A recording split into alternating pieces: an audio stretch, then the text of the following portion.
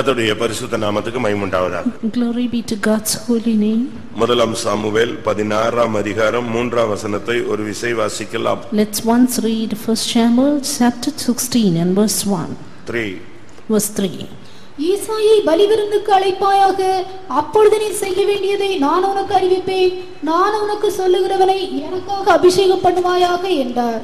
And call Jesse to the sacrifice, and I will shew thee what thou shalt do, and thou shalt anoint unto me him whom I name unto thee. கர்த்தருடைய பரிசுத்த நாமத்துக்கு மகிமை உண்டாவதாக. Glory be to God's holy name. அபிஷேகம் பெற்ற தேவனுடைய ஜனங்கள் மத்தியிலே கர்த்தர் இந்த வார்த்தையை அனுப்புகிறது அவருடைய திட்டமாக இருக்கிறது. It is the plan of God that he sends this word among the anointed people of God. உங்களில் ஒரு சிலர் ஞானஸ்நானம் பெறும் முன்பாகவே அபிஷேகம் பெற்றிருக்கலாம். Some of you would have received the anointing even before taking water baptism. ஒரு சிலர் குழந்தை பருவத்திலே நீங்கள் அபிஷேகம் பெற்றிருக்கலாம். Some others would have received infant baptism. ஒரு சிலர் இன்னும் அபிஷேகம் பெறாமல் கூட இந்த ஆராதனையிலே காணப்படலாம். While yet some more others here in the service who are not yet baptized. பிரியமானவர்களே, அபிஷேகம் என்பது நமக்கு மிகவும் இன்றியமையாதது. Beloved ones, anointing is something very much unique in our lives. இந்துக்கள் கூட அபிஷேகம் என்ற வார்த்தையை உபயோகிக்கிறார்கள். Even here the Lord uses the word anoint. அவர்கள் விக்கிரகங்களுக்கு பால் அபிஷேகம் பண்ணுகிறார்கள். And they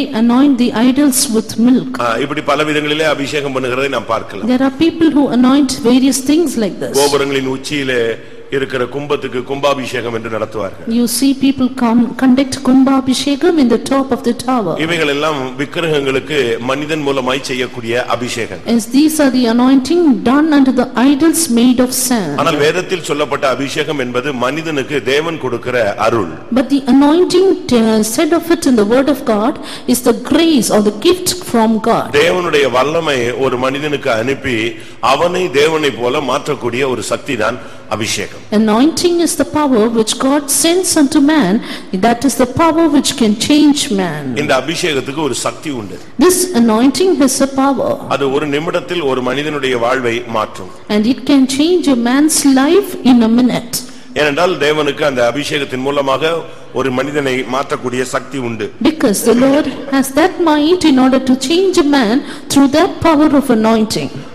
நீங்கள் வேதத்தில் நீங்கள் பார்க்கும் பொழுது பழைய ஏற்பாட்டிலும் சரி புதிய ஏற்பாட்டிலும் சரி அபிஷேகம் ஒவ்வொருவரை எப்படி மாற்றினது என்று நமக்கு அநேகருக்கு தெரியும். When we look into the word of God right in the Old Testament and New Testament, we see how anointing changes a person. கழுதை மேய்த்தவனை இல்லாவிட்டால் கழுதையை தேடினவனை ஒரே நொடியிலே கர்த்தர் ராஜாவாக மாற்றினார். He who sought for the asses, in 1 second the Lord made him a king. அந்த அபிஷேகம் அவனுடைய இருதயத்தை மாற்றினது. That anointing changed his heart. அவனை வேறே மனிதனாய் மாற்றினது. It changed him to be another man. இதை முதலாம் சாமுவேல் 10ஆம் அதிகாரத்திலே நாம் பார்க்க முடியும். This we happen to see in 1 Samuel chapter 10. அந்த அபிஷேகத்தினுடைய சக்தி என்ன? What is the power of the anointing? உடனடியாக அவனுடைய இருதயத்தை மாற்றுகிறது. Soon his heart was changed. அவனையே மாற்றுகிறது. He changed that person. 1 Samuel 10ஆம் அதிகாரம் 6ஆம் வசனத்திலும் 1 சாமுவேல் 10ஆம் அதிகாரம் 9ஆம் வசனத்திலும் நாம் இதை பார்க்க முடியும். We happen to see this in 1 Samuel chapter 10 verses 6 and 9. இங்கே வேற இருதயம் வேறே மனிதன். Here we see another heart, another man. ஒரு அபிஷேக தைலத்தை ஒரு தலைவர் ஒரு மனுஷன் மேல ஊற்றின உடனே உள்ளத்தில் மாற்றத்தை உண்டு பண்ணக்கூடிய சக்தி அந்த அபிஷேகத்துக்கு உண்டு. Soon when the anointing oil is poured upon the head of a person, that oil has the power to change him. அப்படியானால் இன்றைக்கு இந்த அபிஷேகத்தினாலே நமக்கு கிடைக்கிற அனுபவம் என்ன? If it be so, what is the experience that we receive through the anointing today? பழைய ஏற்பாட்டிலே அபிஷேகம் என்று சொன்னால் அதுக்கென்று ஒரு தைலத்தை ஆண்டவர் உருவாக்கி வைக்க சொன்னார். In the Old Testament time, for the sake of anointing, the Lord asked them to prepare an oil for that. சில பொருட்களை ஒரு ரேஷியோல சேர்க்கும் பொழுது அது ஒரு தைலமாக மாற்றப்பட்டது. When they add ingredients in a proportion, it was made as an anointing oil. அதற்கு அபிஷேக தைலம் என்று பெயரிடப்பட்டது. And that was called an anointing oil. அந்த நாட்களிலே தீர்க்கதரிசிகள் இல்லாவிட்டால் தேவனுடைய மனிதர்கள் இதை கையிலே வைத்திருப்பார்கள். In those days, the prophets or the people of God had this oil in their hand. கர்த்தர் யாருக்கு அதை ஊற்ற சொல்லுகிறாரோ அதை அவர்கள் தலையிலே ஊற்றுகிற ஒரு பழக்கம். And it was a habit that they would pour upon the head of those people whom the Lord would say unto them. ஒரு நாள் யெகூ சேனாதிபதிகள் மத்தியிலே பேசிக் கொண்டிருந்தார். One day Jehu was speaking among the people. அப்பொழுது தீர்க்கதரிசி தன்னுடைய வேலைக்காரனை கூப்பிட்டு, நீ தைல குப்பியை எடுத்துக்கொண்டு சேனாதிபதிகள் மத்தியில் போய் யெகூ என்ற மனிதனை அழைத்து அவன் தலையிலே இந்த அபிஷேக தைலத்தை ஊற்றி கர்த்தர் உன்னை ராஜாவாக்கினார் என்று சொல் என்று அனுப்பிவிட்டார். It is then the prophet called one of his servants and said, go take this anointing oil and anoint one Jehu who is speaking among the captains of the people. அதுவரைக்கும் அவன் ஒரு கதை தான் பேசிக் கொண்டிருந்தான். Until then he was only speaking a story. நேரத்தை வீணாக்கி கொண்டிருந்தான். He was wasting the time. அது யுத்த நேரம் அல்ல. That was not a time of war. சேனாபதிகள் எல்லாம் ஒரு கெட் டுகெதர் மாதிரி உட்கார்ந்து கதை அடிச்சிட்டு இருந்த ஒரு time. And the time when the captains were having fables. இரண்டாம் ராஜாக்கள் 9ஆம் அதிகாரத்திலே நீங்கள் அதை பார்க்க முடியும். We can see this in 2 Kings chapter 9. ஆனால் அந்த அபிஷேக தைலத்தோடு வந்த மனிதன் ஒரு தேவனுடைய ஊழியன், ஆனால் மனிதர்கள் பார்வைக்கு அவன் ஒரு பைத்தியக்காரனை போல இருந்தான். This man who had the anointing oil, in the sight of man he was found to be a mad person. அவன் இவனை தனியாக அழைத்து இந்த அபிஷேக தைலத்தை ஊற்றி விட்டு போய்விட்டான். But he called Jehu alone, poured out the anointing oil and went away. இப்பொழுது இந்த யெகூ திரும்பி வந்தான். Now Jehu returned. அவன் திரும்பி வந்தபோது அவங்க எல்லாரும் அவன்கிட்ட கேட்டாங்க. When he returned, all people asked him. ஒரு பைத்தியக்காரன் வந்தானே, அவன் என்ன சொன்னான், என்ன பண்ணிட்டு போனான் அப்படின்னு அவனை ரொம்ப கேலி பண்ணிதான். இரண்டாம் ராஜாக்கள் 9ஆம் அதிகாரம் 11ஆம் வசனத்துல அந்த கேள்வியை கேட்டாங்க. A madman came to thee, and what did he say to thee? What did that fellow speak to you? அந்த பைத்தியக்காரன் உன்னிடத்தில் வந்தது என்ன என்று அவனை கேட்டார்கள். They asked him, wherefore came that mad fellow to thee? அப்ப அவன் சொன்னான், அவன் வந்தான் அபிஷேக தைலத்தை ஊத்தி உன்னை ராஜாவாக்கிட்டார்னு சொல்லிட்டு ஓடிட்டான் சொன்னான். Then he said, he came with the anointing oil and said, I have anointed thee king over Israel. இந்த வார்த்தையை அவன் proclaim வாயிலிருந்து அந்த வார்த்தை வெளியே சொன்னதுதான் தாமதம். It was the only delay for Jehu to proclaim this word. அந்த வேர்டை யூஸ் பண்ண உடனே அதுவரைக்கும் பரியாசம் பண்ணி அவனோடு சேர்ந்து கும்மாளம் அடிச்சுக்கிட்டு இருந்த அந்த சேனாபதிகள் எல்லாம் உடனே வஸ்திரத்தை கலத்தி கீழே விரிச்சு யெகூ ராஜான்னு ட்ரம்பட் அடிச்சிட்டாங்க. Soon when Jehu pronounced this word of God, all the captains, they soon laid down their clothes and sat and said, he is the king. இரண்டாம் ராஜாக்கள் 9:13 நீங்க இத பார்க்க முடியும். And we can see this in 2 Kings 9:13. வாசியுங்கள். அப்பொழுது அவர்கள் தீவிரமாய் அவரவர் தங்கள் வஸ்திரத்தை படிகளின் உயரத்தில் அவன் கீழே விரித்து எக்காளம் ஊதி யெகூ ராஜாவானான் என்றார்கள். Then they hasted and took every man his garment and put it under him on the top of the stairs and blew with trumpets saying, Jehu is king. உடனே Soon. அந்த அபிஷேகத்தினுடைய ஒவ்வொரு செகண்ட்ல உள்ள செயல்பாடை நீங்கள் பாருங்க. Look at the difference of activities soon after the anointing was poured. இந்த கூட்டம் முடியறதுக்குள்ளே கர்த்தர் உங்களை அபிஷேகித்தால் நீங்கள் பரலோகத்துக்குரியவர்கள் என்ற ஒரு பெயர் உங்களுக்கு உண்டாகிறது. Yes, even before the end of the meeting, if the Lord is going to anoint you, then you will have a name that you belong to heaven. பரலோகத்தில் பிரவேசிக்கும் ஸ்லாக்கியத்தை நீங்கள் பெறுகிறீர்கள். You will receive the privilege of entering into heaven. அபிஷேகம் பெறாதவர்கள் இன்றைக்கு நீங்கள் அபிஷேகம் பெற்றால் உங்களுடைய பெயர் ஜீவ புத்தகத்திலிருந்து மாற்றப்பட்டு ஆட்டுக்குட்டியானுடைய ஜீவ புத்தகத்தில் என்ன செய்யப்படுகிறது, எழுதப்படுகிறது. Those who are not anointed, if you are going to receive the anointing today, your name will be cancelled from the book of life and taken into the Lamb's book of life. நீ இன்றைக்கு இந்த பூலோக குடும்பமாகிய சபையிலிருந்து பரலோக குடும்பத்தில் ஐக்கியத்தை ஏற்படுத்திக் கொள்ள முடியும். And today you can be united into the family of heaven from the family of earth. இதுதான் அபிஷேகத்தினுடைய செயல்பாடு. This is the activity of oil. நம்ம எல்லாரும் அபிஷேகம் பெற்றவர்கள். Yes, we all of us are anointed. ஒருவேளை ஒரு சில சகோதர சகோதரிகள் நண்பர்கள் அபிஷேகம் பெறாமல் இருக்கலாம். Maybe some of you brothers and sisters may not have received the anointing. ஆனால் இன்றைக்கு நீங்கள் அந்த அபிஷேகத்தினுடைய மேன்மையை விளங்கிக் கொள்ள வேண்டும். But today it is essential we have to understand the greatness of anointing. இந்த அபிஷேகம் ஒவ்வொரு கட்டமாக ஒவ்வொரு மேல் அனுப்பப்படுகிறது. Anointing is sent upon everyone according to their stage of life.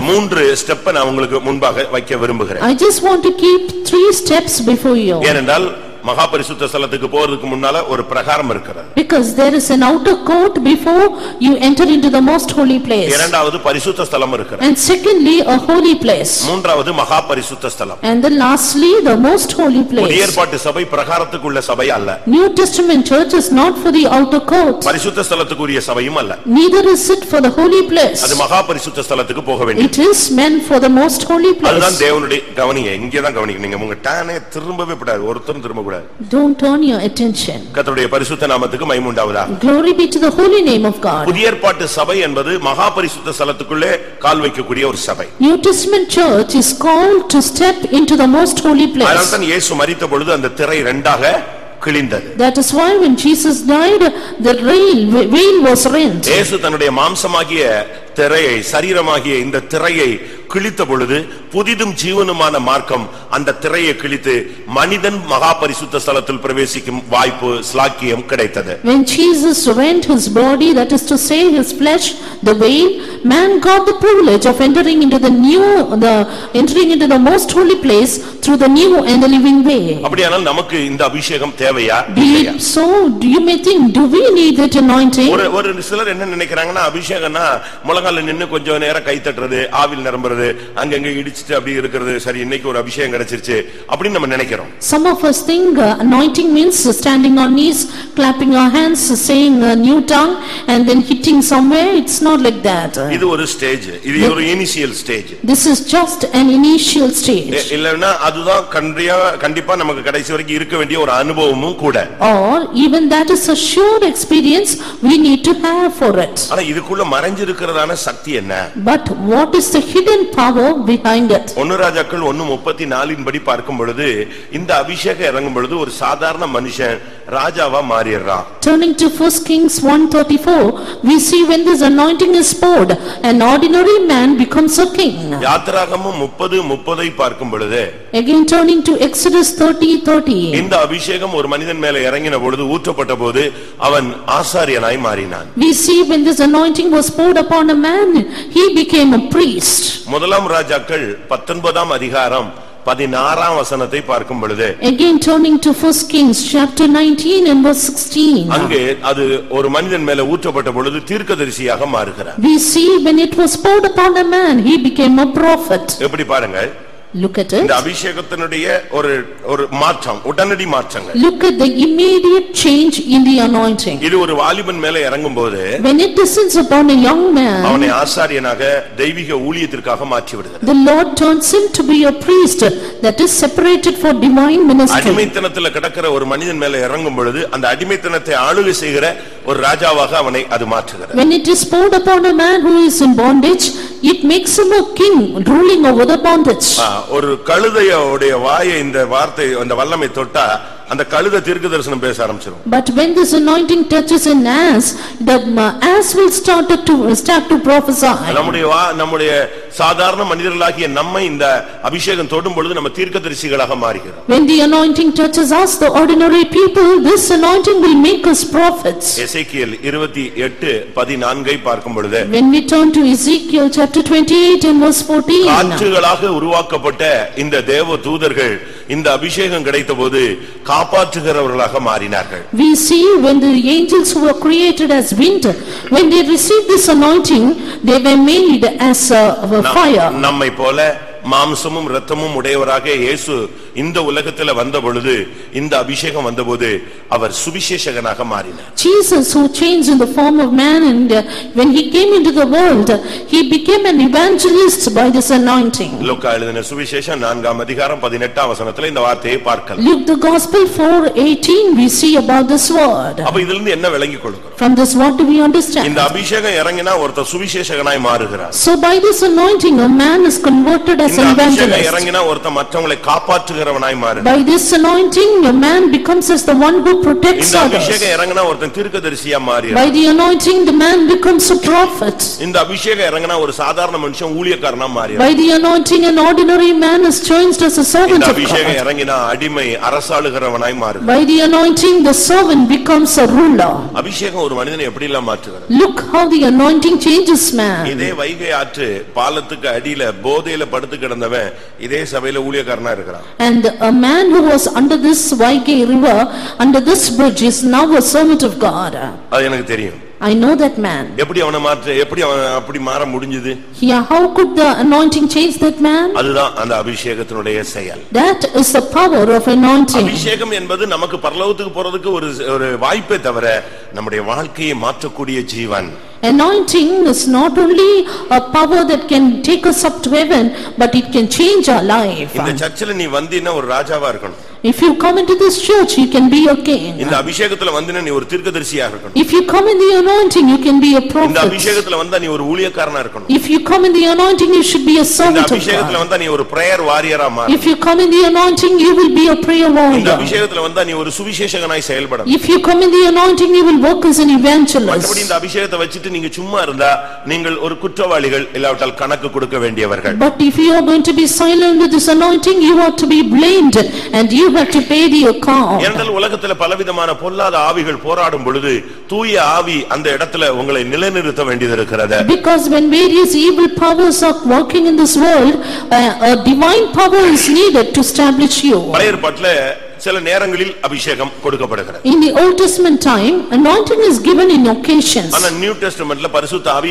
24 hours நமக்குள்ளே இருக்கிறார். But in the New Testament time, anointing is within us all the 24 hours. நாம் இன்றைக்கு அபிஷேகத்தினுடைய 3 கட்டங்கள் நாம் பார்க்கலாம். Now let us see 3 stages of anointing. நீங்க எல்லாரும் உட்கார்ந்திருக்கீங்க, அபிஷேகம் பெற்றிருக்கீங்க, எங்கேயோ யார் மூலமோ எங்கேயோ ஒரு இடத்துல இருந்து அபிஷேகத்தை நீங்கள் பெற்றிருக்கலாம். You are all seated here, you may have received the anointing through someone, through in some place. யாராவது ஜெபிக்கும்போது, by the prayer of some, youth மீட்டிங்ல, or in youth meeting, இல்ல வீட்ல, or in your house, இல்ல ஏதோ ஒரு மீட்டிங்ல உங்களுக்கு கிடைச்சிருக்கும், or in some other meeting. ஆனா இன்றைக்கு இந்த அபிஷேகத்தினுடைய செயல்திறன் உனக்குள் இருக்கிறதா? But today let us see if the functionality or the activity of anointing is within you. அதை நாம் தெரிந்து கொள்ள வேண்டியது அவசியம், இல்லாவிட்டால் அதை வாஞ்சித்து பெற்றுக்கொள்ள வேண்டியது அவசியம். And we need to well understand that or else desire and receive that. ஒன்று குறைகளை கண்டுபிடிப்பது. One, find out the fault. இரண்டாவது குறைகளை நிவர்த்தி செய்வது. Two, atone for the fault. இந்த குடிகாரங்களுடைய பிரச்சனை என்ன தெரியுமா? You see the habit of the drunkards? குடிக்கிறது தப்புன்னு மட்டும் தான் அவனுக்கு தெரியும். They know only that drinking is wrong. But அதை நிவர்த்தி செய்யறது அந்த பழக்கம் அவனுக்கு கிடையாது. But they don't have the habit of atoning it. ஆவிக்குரிய ஜீவிதத்துல இப்படி குடிகாரம் போல நான் அது தப்பு பண்ணிட்டேன் அதான் அது தப்பு தான் உணர்றேன், ஆனா தப்ப விடலன்னா நீ ஒரு ஆவிக்குரிய குடிகாரம் மாதிரி தான் உள்ள சபையில உட்கார்ந்திருப்ப. In the spiritual life you all the time say I have committed the wrong but I am unable to come out, then you are a spiritual drunkard. சவுலுக்கு ஒரு அபிஷேகம் இருந்தது. Saul had an anointing. என்ன சரியா சொன்னா சவுல் ஒரு விசை அபிஷேகம் பண்ணப்பட்டவர். In a right sense he was anointed once. Solomon 2 விசை அபிஷேகம் பண்ணப்பட்டார். Solomon anointed twice. ஆனால் தாவீது 3 விசை அபிஷேகம் பண்ணப்பட்டார். But David anointed thrice. அதை நாம் விளங்கிக் கொள்ள வேண்டியது அவசியம். And we need to understand this. அபிஷேகத்துல ஒவ்வொரு ஸ்டெப் இருக்குது. There are various steps in anointing. நீங்க இன்னைக்கு எந்த ஸ்டெப்ல இருக்கீங்கங்கறதை நீங்க இப்ப கண்டுபிடிச்சறணும். But today you need to find out in which step you are. அங்கங்க பார்த்து இருக்குறதையும் விட்டுட்டு போய்டாதீங்க. And listening to that, don't leave that which you have. 1 Samuel 9ஆம் அதிகாரம் 16 இல்லவட்டால் 1 சாமுவேல் 10:1 இந்த 2 பகுதியில பார்க்கும் பொழுது சவுலின் அபிஷேகம், அதிபதியின் அபிஷேகம் இல்லாவிட்டால் தலைவனின் அபிஷேகம். 1 Samuel 9:16 or 1 Samuel 10:1 we see the anointing upon Saul was the anointing to become a captain or ruler. இதுதான் அவனுடைய அபிஷேகத்தினுடைய தன்மை. That is the stage of his anointing. ஆனா 1 சாமுவேல்ல நாம் 16:3ல பார்த்ததான அபிஷேகம் என்பது தலைவன் அல்ல, இல்லாவிட்டால் அதிபதியும் அல்ல, கர்த்தருக்காக அபிஷேகம் பண்ணப்பட்ட தாவீது. But about the anointing we see in 1 Samuel 16:3, it is not the anointing to be a captain or a ruler, but here David was anointed for the Lord. நீங்க யாருக்காக அபிஷேகம் பண்ணப்பட்டவர்கள்? For whom are you anointed? ஜனத்துக்காகவா, குடும்பத்துக்காகவா, உலகத்திற்காகவா, இல்லாவிட்டால் நீங்கள் தேவனுக்காக அபிஷேகம் பண்ணப்பட்டவர்களா? Is it for the people, for your family, for the nation or for the Lord? இன்னைக்கு உலகத்துல எத்தனை பேர் அபிஷேகம் பண்ணப்பட்டிருக்காங்க? Today many are anointed upon this world. அந்த அபிஷேகத்தை வச்சிட்டு அவங்க மிராக்கிள் பண்றாங்க, இல்லாவிட்டா ஏதாவது ஒரு சாதனையாளர்களாக அவர்கள் மாறுகிறார்கள். They perform miracles, they achieve many things by the anointing. ஆனா நமக்கு தேவையான அபிஷேகங்கிறது நாம் நமக்காக அபிஷேகம் பண்ணப்பட்டவர்கள் அல்ல, யாருக்காக? தேவனுக்காக அபிஷேகம் பண்ணப்பட்டவர்கள். But the anointing that we need is not being anointed for ourselves but for God. தேவனுக்காக அபிஷேகம் பண்ணப்பட்டவர்களுக்கு கொடுக்கப்படுகிற கிருபையினுடைய பெயர் மாறாத நித்திய கிருபை. For the grace that is given unto the people of God who are anointed just for God is everlasting unchanging grace. ஜனத்துக்காக அதிபதியாக தலைவனாக அபிஷேகம் பண்ணப்பட்ட சவுல் கிருபையை இழந்து போனான் என்று நமக்கு எல்லாருக்கும் தெரியும். All of us well know that Saul, who was anointed to be the captain and the ruler of the people, he lost the grace of God. தேவனுக்காக நாம் அபிஷேகம் பண்ணப்பட்டவர்கள் என்பதை நீங்கள் மறந்து விடக் கூடாது. But never forget, people of God, we are anointed just for God. உன்னுடைய மனைவி தேவனுக்காக அபிஷேகம் பண்ணப்பட்டவர். Your wife is anointed just for God. உன்னுடைய புருஷன் தேவனுக்காக அபிஷேகம் பண்ணப்பட்டவன். Your husband is anointed for God. உன்னுடைய பிள்ளைகள் தேவனுக்காக அபிஷேகம் பண்ணப்பட்டவன். Your children are anointed just for God. உலகத்துல ஒரு ஆசீர்வாதத்துக்காக, உலகத்தின் செல்வாக்குக்காக, உலகத்துக்காக நாம் அபிஷேகம் பண்ணப்பட்டவர்கள் அல்ல. We are never the people of God who are anointed for this world, for the property and the goods and the money of this world. ஒருவன் இம்மைக்காக கிறிஸ்துவை பின்பற்றுவானானால் அவன் பரிதபிக்கப்படத்தக்கவன் என்று வேதம் சுட்டிக்காட்டுகிறது. The word of God clearly points out that if a man would hope in Christ just for the things of this world, he is most miserable. கிருபையாக கழுதையை தேடி போன போது கிடைத்த அபிஷேகத்தை அவன் நஷ்டப்படுத்தி விட்டான். Saul lost that anointing which he had received from the Lord by his grace when he sought after the ass. ஒரு சிலர் அபிஷேகத்தை இழந்து நீங்கள் வந்திருக்கலாம். Maybe you have come here lost your anointing. சாலமோனை பற்றி நாம் பார்க்கும் பொழுது, But when we look at Solomon, 1 ராஜாக்கள் 1ஆம் அதிகாரம் 33ஆம் வசனத்திலும் 39ஆம் வசனத்திலும் பார்க்கும் பொழுது கீகோனில் அவன் ராஜாவாக அபிஷேகம் பண்ணப்பட்டான். 1 Kings 1:33 and 39 we see as to how he was anointed in Gihon. அது ஒரு சூழ்நிலையில அவனுக்கு அந்த அபிஷேகம் கிடைத்தது. He received the anointing in a situation. வீட்ல உட்கார்ந்துட்டு இருக்கும்போது திடீர்னு அவங்க அம்மா கூப்பிட்டாங்க, வா அப்பாவை போய் பார்க்கலாம். When he was at home, suddenly his mother called and said, come, we will go to the father. அதோனியா ராஜாவாக மாறுகிற ஒரு time. The time when Adonijah was becoming a king. இந்த நேரத்துல மௌனமா இருந்தா ஒத்து வராது, செத்து போய்டுவோம். If you are silent at this time, we would die. அதனால தான் பத்சேபாள் வந்து சொல்லுவார்கள், அதோனியா ராஜாவாயிட்டா நாங்க எல்லாரும் இப்ப குற்றவாளியாய் மாறி விடுவோம். Therefore Bathsheba said, if Adonijah becomes king, we are to be blamed. வேதம் சொல்லுகிற சரித்திரம் சொல்லுகிறது, அரண்மனையில பத்சேபாளும் சாலமோனும் மானியம் வாங்கி குவார்டர்ஸ்ல உட்கார்ந்து சாப்பிட்டுட்டு இருந்தாங்க. The history says that Bathsheba and Solomon, who were in the king's palace, they got the things and went and stayed aside. அவங்க வந்து மானியம் வாங்கி சாப்பிட்டுட்டு இருக்கலாம். They can get the thing and just eat, that's it. இதுதான் அவனுடைய லைஃப்ல இருந்தது. That was in their life. இப்ப பத்சேபாள் வந்து சொல்றா, நீங்க திடீர்னு செத்துட்டீங்கன்னா அதோனியா ராஜாவாயிட்டான்னு சொல்றாங்க, இப்ப நாங்கெல்லாம் குற்றவாளிகளாய் மாறிடுவோம். Now Bathsheba said, if you would die suddenly and Adonijah would become king, then we will be blamed. இப்படி குற்றவாளியாய் மாறுகிற ஒரு கண்டிஷன்ல இருந்தவனை தான் டக்குன்னு கர்த்தர் ராஜாவா மாத்தி விட்டார். At this time when he was a man of fault, that God suddenly changed him to be a king. எப்படி இருக்கும் பாருங்க.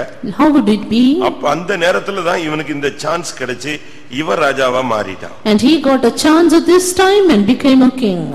நமக்கு ஒரு குற்றவாளிகளாக இருந்த நமக்கு இந்த அருமையான வாய்ப்பை தேவன் தந்தார். Yes, we who were guilty and faulty, the Lord has given this precious opportunity to be a king.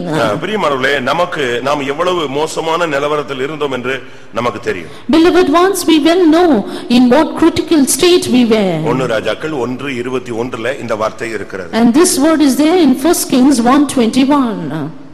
அறிவியாமற் போனால் ராஜாவாகிய என் ஆண்டவன் தம்முடைய பிதாக்களோட படுத்துக்கொண்ட பின்பு நானும் என் குமாரனாகிய சாலமோனும் குற்றவாளிகளாய் எண்ணப்படுவோம் என்றாள். Otherwise it shall come to pass when my lord the king shall sleep with his fathers, that I and my son Solomon shall be counted offenders. அவங்க பாருங்க, குற்றவாளிகளாய் மாற வேண்டியவர்கள். They were about to be counted offenders. ஆனா கர்த்தர் அவனை ராஜாவா மாத்தினார். But the Lord made him a king. ஒரு pastor ஒரு பிரதர்ட்ட கேட்டாரு, நீ ஊழியத்துக்கு வரட்ட எங்க இருந்திருப்பேன்னு. அவர் சொன்னார், நான் ஜெயில்ல இருந்திருப்பேன்னாரு. One pastor asked a brother, if you had not come into the ministry, where would I have been? And he said, I would have been in the jail. நம்மில் அநேகர் குற்றவாளிகளாக மாற்றப்பட வேண்டியவர்கள் கிருபையினாலே நம்மை தேவன் ராஜாக்களாக, விசுவாசிகளாக, ஊழியர்களாக மாற்றி இருக்கிறார். Many of us are ought to be counted offenders, but by his grace the Lord has made us kings as servants of God and believers. ஆனா இந்த அபிஷேகத்தை அவன் மறந்தான். But this anointing he forgot. மறுபடியும் கர்த்தர் அவனை அபிஷேகம் பண்ணினார். The Lord anointed him again. முதலாம் நாளாகமம் 29ஆம் அதிகாரம் 22ஆம் வசனத்தை பார்க்கும் பொழுது, when we see in 1 Chronicles chapter 29 and verse 22, மறுபடியும் அவன் சாலமோன் இரண்டாம் விசை வாசியுங்கள். அவர்கள் அன்றைய தினம் மிகுந்த சந்தோஷத்தோட கர்த்தருக்கு முன்பாக போஜனபானம் பண்ணி தாவீதின் குமாரனாகிய சாலமோனை இரண்டாம் விசை ராஜாவாக்கி கர்த்தருக்கு முன்பாக அவனை அதிபதியாகவும் சாதோக்கை ஆசாரியனாகவும் அபிஷேகம் பண்ணினார்கள்.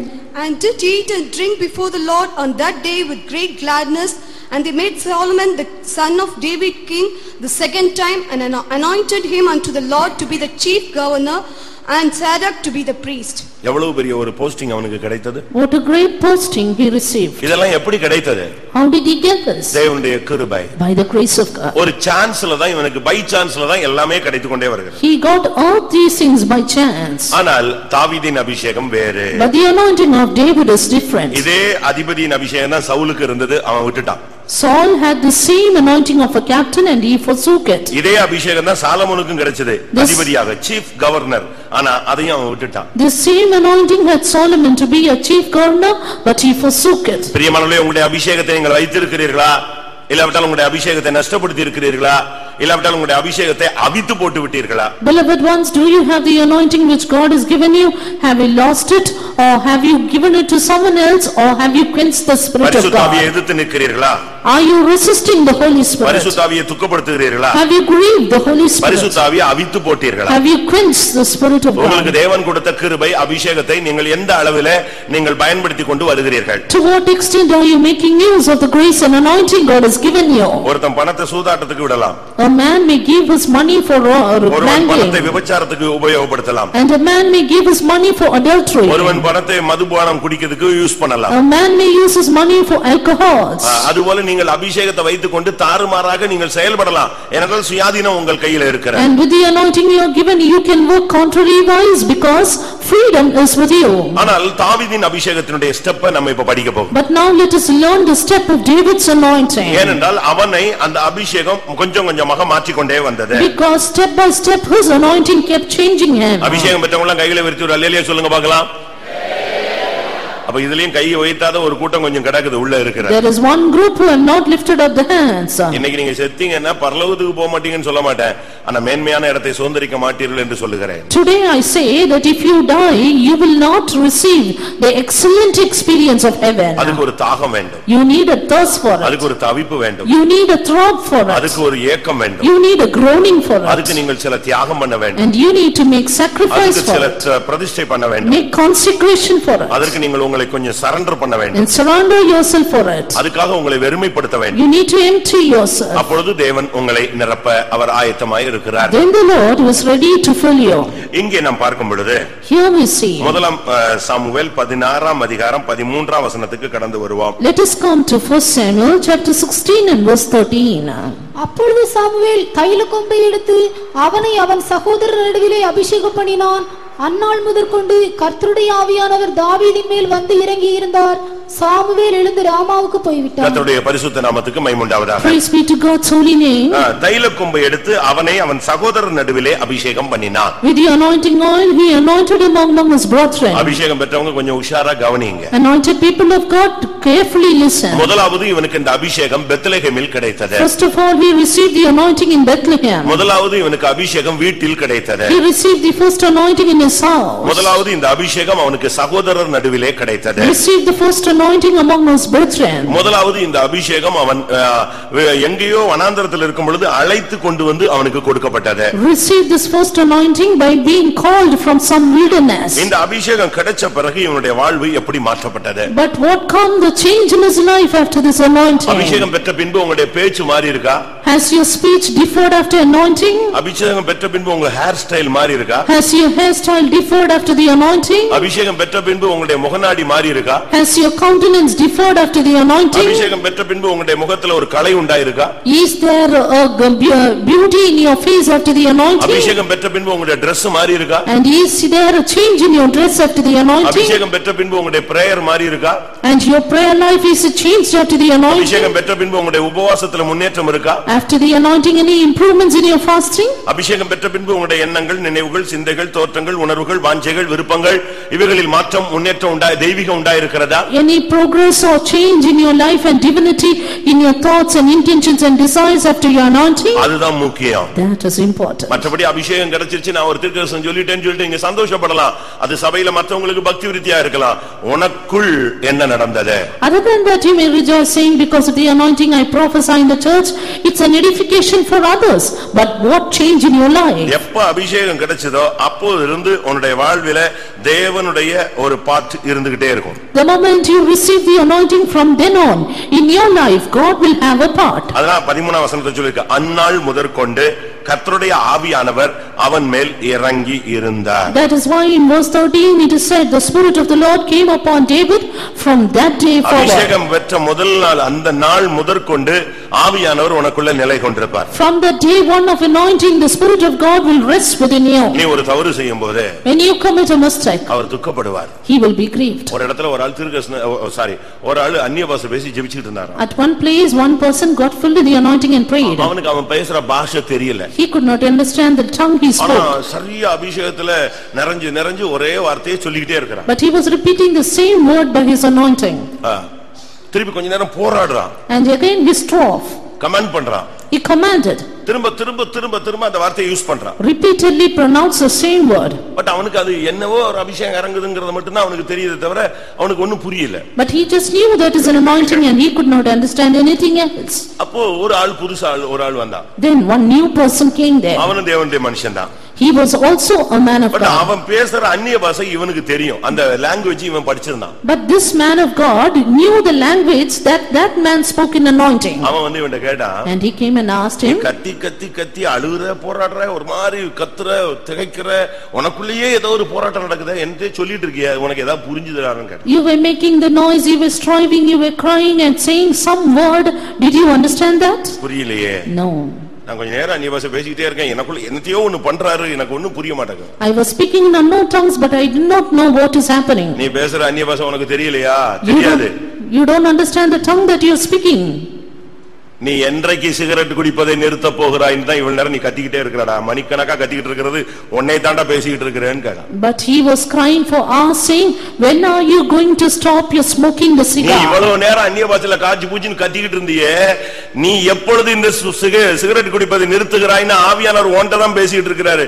உனக்குள்ள இந்த தப்பு இருக்கான்னு கேட்டானா. Hitherto you were shouting saying with an anointing word, but that says, the Spirit of God says, when are you going to stop smoking? நீ இந்த சிகரெட்டை விடாம என்ன வச்சிக்கிட்டு இருக்கியா? And after receiving the anointing still are you smoking? அவன் நடுங்கி போய்ட்டான். And that man was sure. எதத்தான் பேசிட்டு இருக்காரு ஆண்டவரே? The Lord is speaking to whom? அவனைத்தான் சரிப்படுத்துறதுக்கு பேசிட்டு இருக்காரு. ஆனா உணர்வு இல்லாத ஒரு ஜென்மமா இவன் இதையே பேசிட்டு உட்கார்ந்துட்டு இருக்கான் சபையில. The Lord was speaking to himself to rectify, but he could not understand. நீ பேசுகிற தீர்க்கதரிசனம் உனக்குரியதா என்பதை நீ கவனிக்க வேண்டும். Just understand whether the prophecy that you speak is for you. நீ பேசுற அந்நிய பாஷையில உன்னையும் கண்டிக்கிறதுக்கு அந்த ஆவியானவர் போராடிக்கிட்டு இருப்பார். By the anointing that you speak, maybe the Spirit of God is striving with you itself. அபிஷேகத்தை விட்டுட்டு நீங்க வச்சிட்டு என்னன்னு தெரியாம நீங்க யூஸ் பண்ணி நீங்க சரியான விதத்துல பயன்படுத்தாம விட்டுற கூடாது. Don't make an improper use of the anointing by which God has given you. 1 Samuel 16:18 படி According to 1 Samuel 16:18, இந்த அபிஷேகம் வந்த பின்பு அவன் வாசிப்பதிலே தேறினவனாய் மாறினான். After the anointing came upon him, he became cunning in playing. ஒரு பராக்கிரமசாலியாய் மாறினான். He became a mighty man. ஒரு யுத்த வீரனாய் மாறினான். Became a man of war. சமர்த்தனாய் மாறினான். Became prudent in matters. சௌந்தரியம் உள்ளவனாய் மாறினான். Became comely person. காரணம் ஆவியானவர் கர்த்தர் அவனோடு கூட இருக்கிறார். Because the Spirit of the Lord is with him. இந்த அபிஷேகம் பாருங்க ஆடு மேய்க்கிறவனை யுத்த வீரனாய் மாற்றி விட்டது. The anointing was changed this man who was after the sheep. இந்த ஆடு மேய்க்கிறவனை காரிய சமர்த்தனாய் மாற்றி விட்டது. Changed this man after the sheep as a mighty man. இந்த ஆடு மேய்க்கிறவனை பராக்கிரமசாலியா மாத்திருச்சு. Changed this man after the sheep as a man of war. அபிஷேகம் வந்த பின்பு நீ கோழையாக இருக்க கூடாது, ஒரு பயந்த ஆவியில இருக்க கூடாது. உனக்கு தேவன் பயமுள்ள ஆவியை கொடாமல் பலமும் அன்பும் உள்ள தெளிந்த புத்தியுள்ள ஆவியை கொடுத்திருக்கிறார். After you receive the anointing, you should not be a coward, for the Lord has not given you the spirit of fear, but the spirit of love and sound mind. அபிஷேகம் பெற்ற பின்பு இருட்டுல போறதுக்கு பயப்பட கூடாது. You should not be afraid to go through the dark. அபிஷேகம் பெற்ற பின்பு பிசாசு பிடிச்சவங்களுக்கு ஜெபிக்க பயப்பட கூடாது. After the anointing, do not be afraid to pray for the demon possessed. அபிஷேகம் பெற்ற பின்பு வியாதியஸ்தருக்கு ஜெபிக்க பயப்பட கூடாது. After that, don't be afraid to pray for the sick. அபிஷேகம் பெற்ற பின்பு நீங்கள் இந்த காரியங்களை பயந்தால் உங்களுக்குள்ள இருக்கிற அபிஷேகத்தை நீங்கள் சரியான விதத்துல புரிந்து கொள்ளவில்லை. After the anointing, if you are afraid of these things, then that means you have not understood your anointing. Pastor Aruldas அவர்கள் புதிதாக அபிஷேகம் பெற்ற புதிதிலே ஒரு நாள் சாயங்கால வேளையிலே ஒரு வயல்வெளி வழியாக போனார். In the fresh days of his anointing, Pastor Aruldas went out to a field in the evening. அது ஒரு வரப்பு. And that was a rich, வயல் வரப்பு. fields rich. ஒரு ஆள் தான் நடந்து போக முடியும். Only one person could go through அவர் that. போகும்போது இருட்டிடுச்சு. When he went there, it was dark. சரியான ஈவினிங் டைம், அப்ப இருளும் அந்த வெளிச்சம் அப்படி மறையிற ஒரு ரெண்டும் சேர்ந்த ஒரு நேரம். The evening time when the sun was about to set and the darkness was coming in. இவர் வேகமா போயிட்டு இருக்கார். He was going fast. நல்லா தான் போயிட்டு இருக்காரு. திடீர்னு பார்த்தா ஒண்ணுல முட்டிட்டாரு. Suddenly he hit against something. இது வரப்புல ஒண்ணுமே இல்ல, நம்ம போய் எதிலே முட்டிட்டோமே, மோதிட்டோமே, கவனிக்காம விட்டோமே. There is nothing here, but I have hit something. What is that? முட்டினது இப்படி ஏறிட்டு பார்த்தாராம், எதுல முட்டி இருக்கோன்னு சொல்லி. Then he peeped and saw as to what he hit. ஒரு பெரிய ராட்சச பிறவி போல ஒரு பிசாசு அந்த இடத்துல நின்னுட்டு இருந்துச்சு. A great big devil as a giant. இவரே ஜெயண்ட் மாதிரி தான் இருப்பாரு. He himself was like a giant. இவர் போய் மோதினது அந்த பிசாசுனுடைய முழங்கால்ல போய் மோதி இருக்காரு. அதை விட அது பயங்கரமா நின்னுட்டு இருந்துச்சு. He here hit in the knees of that devil, and so that was a giant figure. உடனே அவருக்கு வேர்த்துருச்சு. Soon he sweat. என்னடா இப்படி வந்து மோதிட்டோமேன்னு சொல்லி. Why came and hit this devil? அப்படியே நின்னுட்டாராம். He stood there. அது பேசிச்சுதான். That is waste. உனக்கு ஏன் வேர்க்குது? What do you have? நான் தான் உன்னை பார்த்து எங்கிட்டு போறதுன்னு தெரியாம நான் நின்னுட்டு இருக்கேன், நீ என்னன்னா நீ வேர்த்துட்டு நிக்கிறேன்னு சொல்லி. And he said, the devil said, I am afraid of you and I am standing here, but here you perspire and you are standing here before me. நான் கிராஸ் பண்ற இடத்துல நீ வந்துட்டேன்னு என்னால எங்கேயும் போக முடியாம அப்படியே நிக்கிறேன். And the devil said, I am afraid of you because you cross in the place I cross. எனக்கு தான் வேர்க்கணும், உனக்கு வேர்க்க கூடாதுன்னு சொன்னான். And I should perspire, not you. இப்ப நமக்கு யாருக்கு வேர்க்குது? Now who are of us who are perspiring? பார்த்தா உனக்குள்ள இருக்கிற அபிஷேகம் உன்னை மோத வைக்கணும் அங்க போய். When we see the devil, the anointing within us should make us to hit it. அந்த கோலியாத் சொன்ன வார்த்தைகளை கேட்ட உடனே முழு இஸ்ரவேல் ஜனங்களும் முதுகை காட்டி ஓடும்போது அபிஷேகம் பெற்ற இவனால அங்க நிக்க முடியாம நேரா அவனை போய் நேருக்கு நேர் மோதுற ஆவி அவனுக்குள்ள வந்து விட்டது. When the Israelites heard of the uncircumcised Goliath, they all ran away, but this David's anointing could not make him stand simply, but he went to dash the enemy. உனக்குரிய அபிஷேகம் செய்வனை எதிர்க்கணும். Your anointing within you should resist the witchcraft. உனக்குள்ள இருக்கிற அபிஷேகம் பிசாசை எதிர்க்கணும். Anointing within you should resist the devil. நீ சும்மா இருந்தாலும் உடன்படிக்கை பெட்டியாக நீ இருந்தால் உடன் தாகோன் உனக்கு முன்னாக என்ன செய்யும்? விழும். Even if you are silent, if you are the ark of God, Dagon will fall before you. அதுதான் உன்னுடைய அபிஷேகத்தினுடைய வல்லமை. That is the power of your anointing. அதுதான் அவனை அந்த தாவீதை தூண்டிக்கொண்டே இருந்தது. And that kept provoking David. இந்த அபிஷேகம் பெற்ற பின்பு தான் ஒரு சிங்கம் வந்து அவனுடைய ஒரு ஆட்டுக்குட்டியை பிடித்து விட்டது. It is after this anointing that a lion came and took his lamb. இந்த அபிஷேகம் இல்லன்னா அவன் வீட்டுக்கு போய் அவங்க அப்பாவை கூப்பிட போயிருப்பான். If he had not this anointing, he would have gone to his father's house to call him. ஆனா இந்த அபிஷேகம் இருந்ததனால, but because he had this anointing, இவன் நேரா போய் சிங்கத்தினுடைய வாயில இருந்து அதை பிடிச்சு வெளியே இழுத்தான். அது இவன் மேல் பாய்ந்தது. இவன் அதை கிழித்து போட்டான். He went out after the lion delivered it out of its mouth, and when he rose against, then he caught it by the bird. ஒரு பிசாசு போராட்டம், ஒரு வீட்ல ஒரு பிரச்சனை, ஒரு ஆவி ஆடுது அப்படினா நீங்க உடனே அப்பாவையோ பாஸ்டரையோ அண்ணனையோ யாரையும் இன்னொரு ஏதாவது ஒரு gift உள்ள ஆளை தேடி போக வேண்டியதில்லை. உனக்குள்ள இருக்கிற அபிஷேகம் உலகத்தில் இருக்கிறவனிலும் உனக்குள்ள இருக்கிறவர் பெரியவர். If there is a devil's possession in your house, you need not go after the gifted person or a pastor, but the anointing within you is great. நீங்க போய் இன்னொரு பாஸ்டர் தேட வேண்டியதில்லை, இன்னொரு ஆளு கிஃப்டட் தேட வேண்டியதில்லை. உனக்குள்ள இருக்கிற ஆவியானவர் gifted person தான். You need not search for a gifted person, but the anointing within you is gifted. இந்த அபிஷேகத்தை வச்சிட்டு தான் அவன் கரடியை கொன்னு போட்டான். It is with this anointing he tore the bird. இந்த அபிஷேகம் இருந்த பொழுது அவனால போர்க்களத்துல சும்மா இருக்க முடியல. பால் கட்டி கொடுக்க போன ஆளு அவன் நேரா போய் கோலியாத்திட்ட மோதிக்கிட்டு இருந்தான். He who came with the Jesus, because the anointing was within him, when he saw Goliath, he poured at him. அவனை ஜெயிக்காம அவன் திரும்பி வர முடியாது. And he could not return without the victory. அவன் திரும்பணும் நினைச்சாலும் இந்த ஆவியானவர் அவனுக்குள்ள இருந்து நினைச்ச மாட்டார், திரும்ப விட மாட்டார். Even if he wanted to return, the Spirit of God would not allow him. அபிஷேகம் அவனுடைய இரத்தத்துக்குள்ளேயே இருந்துச்சு. Anointing was in his blood. தேவனுக்கு விரோதமான சக்திகளை எதிர்ப்பது, to resist the powers against God. அது அவனுக்குள்ளேயே இருக்கு. And that is within him. பிரியமானவர்களே, நமக்குள்ள எத்தனை பேருக்கு தேவனுக்காக அபிஷேகம் பெற்றவர்கள் என்கிற நிச்சயம் இருக்கு? How many of us have the assurance that we are anointed for the Lord? இந்த அபிஷேகத்தை வச்சு தான் அவன் முதல் அபிஷேகத்தை வச்சு தான் சிங்கத்தை கொன்றான், கரடியை கொன்றான், கோலியாத்தை கொன்றான், காரிய சமத்தனாய் வீரனாய் மாறினான். It is with this anointing, the first anointing, that David became cunning and plain, and he became a mighty man, slew both the lion and the bear and the Goliath. ஆனா இந்த அபிஷேகத்தினால இவன் உடனே ராஜாவாக மாறல. But because of this anointing, he did not become a king soon. உடனே இந்த அபிஷேகம் அவனை கொண்டு போய் அங்க சிங்காசனத்துல உட்கார வைக்கல. This anointing did not make him to sit on the throne immediately. நீங்க அதை நீங்க புரிந்து கொள்ள வேண்டும். You need to understand that. ஏனென்றால் எப்பொழுதுமே ஆவிக்கு விரோதமாய் மாம்சமும் மாம்சத்துக்கு விரோதமாய் ஆவியும் ஒன்றுக்கொன்று எதிரடையாக போராடும். Because always the spirit is against the flesh and the flesh against the spirit. இவனுக்குள்ள சில பலவீனங்களும் இருந்தது. And he had certain weaknesses within him. இந்த அபிஷேகத்தை வச்சிட்டு வர்றான். And he came with this anointing. Saul அவனை விரட்டுறான். Saul was chasing him. கையில ஒண்ணுமே கிடையாது. But he had nothing in his hand. ஆகாரம் இல்ல. He had no food. ஆயுதம் இல்ல. No weapon. ஆசாரியன்ட்ட வர்றான். He came to the priest. என்னப்பா நீ தனியா வந்திருக்கற அப்படி. Why did you come alone? உடனே ஃப்ளூவன்ட்டா ஒரு பொய்யை சொல்லிட்டான். Soon he said a lie. நான் ராஜாவுடைய விஷயமா ரொம்ப ஸ்பீடா வந்திருந்தேன், அதனால எல்லாத்தையும் விட்டுட்டு வந்துட்டேன் அப்படின்னு சொல்றான். I came speedily for the king's matter, therefore I left everything. அபிஷேகம் பெற்ற பின்பு ஊழியக்காரங்கிட்ட போய் சொல்லிருக்கீங்களா? Have you lied to the servants of God after the anointing? இருக்கா? அப்ப நீ முதல் கட்ட அபிஷேகத்துல இன்னும் தடுமாறிட்டு இருக்கறன்னு அர்த்தம். If it is you are stumbling even in the first anointing. அபிஷேகம் பெற்ற புதுசுல உனக்கு ஆகாரம் இல்ல, ஆயுதமும் இல்லன்னா எவ்வளவு நிர்பந்தமான ஒரு நிலவரம். See what a miserable state, you have no food or weapon after the anointing. 1 Samuel 21:2ல பார்க்கும்போது ஆசாரியனிடத்துல அவன் பொய் சொன்னதை நாம் பார்க்கலாம். In 21:2 of 1 Samuel we see as to how he lied to the priest. 1 Samuel 21:13 பார்க்கும்போது Again in verse 13 of the same chapter, அங்க என்ன சொல்லப்பட்டிருக்கிறது? what is it said here? பைத்தியக்காரன் போல வேஷம் போட ஆரம்பிச்சிட்டான். He started to feign himself as a man. அபிஷேகம் பெற்ற பின்பு நீ பைத்தியக்காரனா மாறலாமா? After the anointing, can you become an insane person? நீ உலகத்துக்கு பைத்தியக்காரனா இருக்கலாம், ஆனா ஊழியத்துல நீ பைத்தியக்காரனா இருக்க கூடாது, சபையில பைத்தியக்காரனா இருக்க கூடாது. You may be mad to the world, but not to the servants of God and the church. இன்னைக்கு अनेகர் சபைக்குள்ள வந்துட்ட பிறகு கூட பைத்தியக்காரனா மாறறாங்க. Today many after the coming to the church they become mad. அபிஷேக சபைக்குள்ள வந்துட்ட பிறகு கூட ஊழிய அங்க உலகத்துல இருந்து இருக்கும்போது பொய் சொல்ல கூடாதுன்னு சொல்றோம். ஊழியத்துக்கு இங்க வந்துட்ட பிறகு நீ பொய் சொல்லலாமா? After being in this world you should not lie.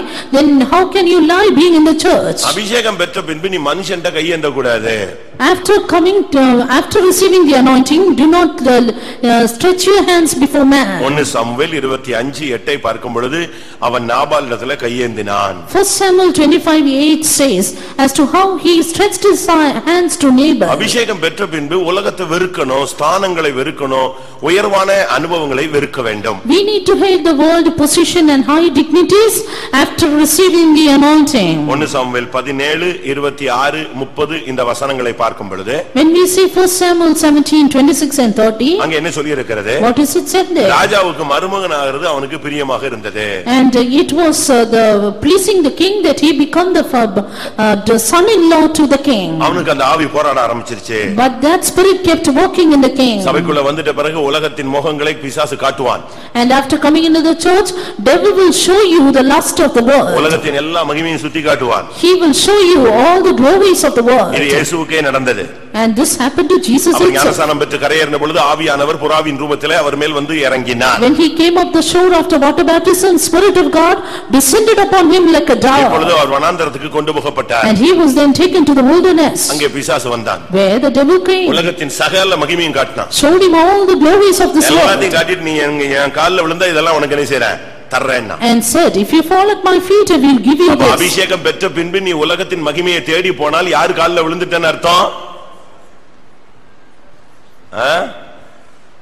பிசாசின் கால்ல விழுந்துட்டேன்னு அர்த்தம். Therefore, after receiving the anointing, if you go after the glories of the world, it means you fall at the feet of the devil. அபிஷேகம் பெற்ற பின்பு உன்னுடைய பிரதிஷ்டையை விட்டுட்டேன்னா நீ பிசாசின் கால்ல விழுந்துட்ட. After receiving the anointing, you leave your consecration, you are at the feet of the devil. உலகத்துல விழுந்துட்டேன்னா நீ பிசாசின் கால்ல விழுந்துட்டேன்னு அர்த்தம். If you are fallen into the world, it means you are fallen at his feet. இவனுடைய முதலாம் அபிஷேகத்துல மேன்மையும் இருந்தது. அந்த அபிஷேகத்தின் மூலமாக இவனுக்கு சரியான ஒரு தெளிவில்லாமல் இருந்தபடினால இவனுக்குள்ள உலகத்தினுடைய போராட்டங்களும் இருந்தது. He had the greatness of the first anointing, but because he did not have the clear understanding of the anointing, he had conflicts of the world too. இவனுடைய ஃப்ரெண்ட்ஸ் எல்லாம் எப்படிப்பட்டவங்க தெரியுமா? What kind of his friends did he have? 1 Samuel 22:2 பார்க்கும் பொழுது 1 Samuel 22:2 we see. அங்க என்ன சொல்லி இருக்கிறது? What is it said there? கடன்பட்டவர்கள், The one who were debted, ஒடுக்கப்பட்டவர்கள், the one who were distressed, முறுமுறுக்கிறவர்கள், the ones who were discontented. இவங்க தான் அவனுக்கு friends. friends. These people were his friends. சபைக்குள்ள வந்துட்டே உன்னுடைய friends எல்லாம் எப்படி இருக்காங்க? After coming into the church, what friends do you have? அபிஷேகம் பெற்றிட்டீங்களே உங்க friends எல்லாம் எப்படி இருக்காங்க? After the anointing, what kind of friends do you have? இன்னும் கடன்பட்டவங்களோட உங்களுக்கு friendship இருக்கா? Do you have friendship with the debted ones? இந்த சபையிலே முறுமுறுக்கிறதுக்குன்னு ஒரு கூட்டம் இருக்கும். There are one group of murmurers in the church. அவங்களுக்கு வந்து சபை வளர்ச்சி பிடிக்கவே பிடிக்காது. And because of and they do not like the growth of the church. எழுப்புதல் பிடிக்காது. They do not like revival. அவங்களுக்கு வந்து ஆவிக்குரியவர்களும் பிடிக்காது. They do not desire the spiritual ones. அவங்க வந்து முறுமுறுக்கிற ஒரு டீம். They are murmurers. அடுத்து ஒடுக்கப்பட்டவர்கள். Nextly the distressed. இந்த பாதிக்கப்பட்டவங்க எல்லாம் சேர்ந்துக்குவாங்க. அப்படி சொன்னாங்க இப்படி பண்ணாங்க என்னை அப்படி பண்ணிட்டாங்க என்னை இப்படி பண்ணிட்டாங்க எங்க வீட்டுக்கு வரல உங்க வீட்டுக்கு வரல இது ஒரு டீம் இருக்கு இதெல்லாம் சேர்ந்துக்கும். The ones the group of discontented they are always saying such things did not happen, they did not come to my house, they did not give me this and that. ஒரு பகுதியில பார்த்தா அவனுக்கு சிங்கத்தை மேற்கொள்றான் கரடியை கொல்றான் கோலியாத்தை கொல்றான் இன்னொரு பகுதியில பார்த்தா இன்னொரு பகுதியில தாழ்வான ஒரு பகுதியை போய் கொண்டே இருக்கான். On one hand he smote the bear, the lion, Goliath, but on the other hand he was going in a low path. ஆனால் கர்த்தர் அவனை அப்படியே விடவில்லை. But the Lord did not spare him. இதுதான் கிறிஸ்தவ வாழ்க்கை அல்ல. This is not a Christian life. அடுத்த ஸ்டெப் இருக்கிறது. There's a next step. 2 Samuel 2 Samuel 2ஆம் அதிகாரம் chapter 2 4ஆம் வசனம். and verse 4. பக்கத்துல யாராவது தூங்குனாங்கன்னா எழுப்பி விடுங்க. எழுப்பி விட்டுட்டு நீங்க அதை வாங்கி நீங்க தூங்கிராதீங்க. ஊழியக்காரங்களும் சரிதான் விசுவாசிகளும் சரிதான். If someone is sleeping beside you, please wake them up and don't finally sleep. ஓடி உழைத்த மகன் உறங்குகிறார். அப்பொழுது யூதாவின் மனுஷர் வந்து அங்கே தாவீதை யூதா வம்சத்தாரின் மேல் ராஜாவாக அபிஷேகம் பண்ணினார்கள். அங்கே தாவீதை யூதா மனுஷர்கள் எப்ரோனிலே அபிஷேகம் பண்ணுகிறார்கள். They anointed David in the house of Judah or in Hebron. சர்ச்சுக்குள்ள இருக்கிறதுக்கு ஒரு அபிஷேகம் இருக்கு. We need an anointing to be in the church. நான் திரும்பவும் சொல்றேன். Again repeat நீங்க it. சர்ச்சில இருக்கணும்னா அதுக்கு ஒரு அபிஷேகம் தேவை. For to be in the church you need an anointing. ஒரு சிலர் எல்லாம் சர்ச்சில அவங்களால ஸ்டாண்ட் பண்ண முடியாது. Some cannot withstand in the church. Roaring ரவுண்ட்ஸ்லயே தான் இருப்பாங்க. They are all the time roaming. அவங்க எப்பவுமே ரவுண்ட்ஸ்ல இருப்பாங்க. அங்க போவாங்க இங்க போவாங்க. அது அவங்களுடைய அழைப்பு அப்படிதான் விட்டுறலாம். They wander about here and there. Their calling is that, spare them.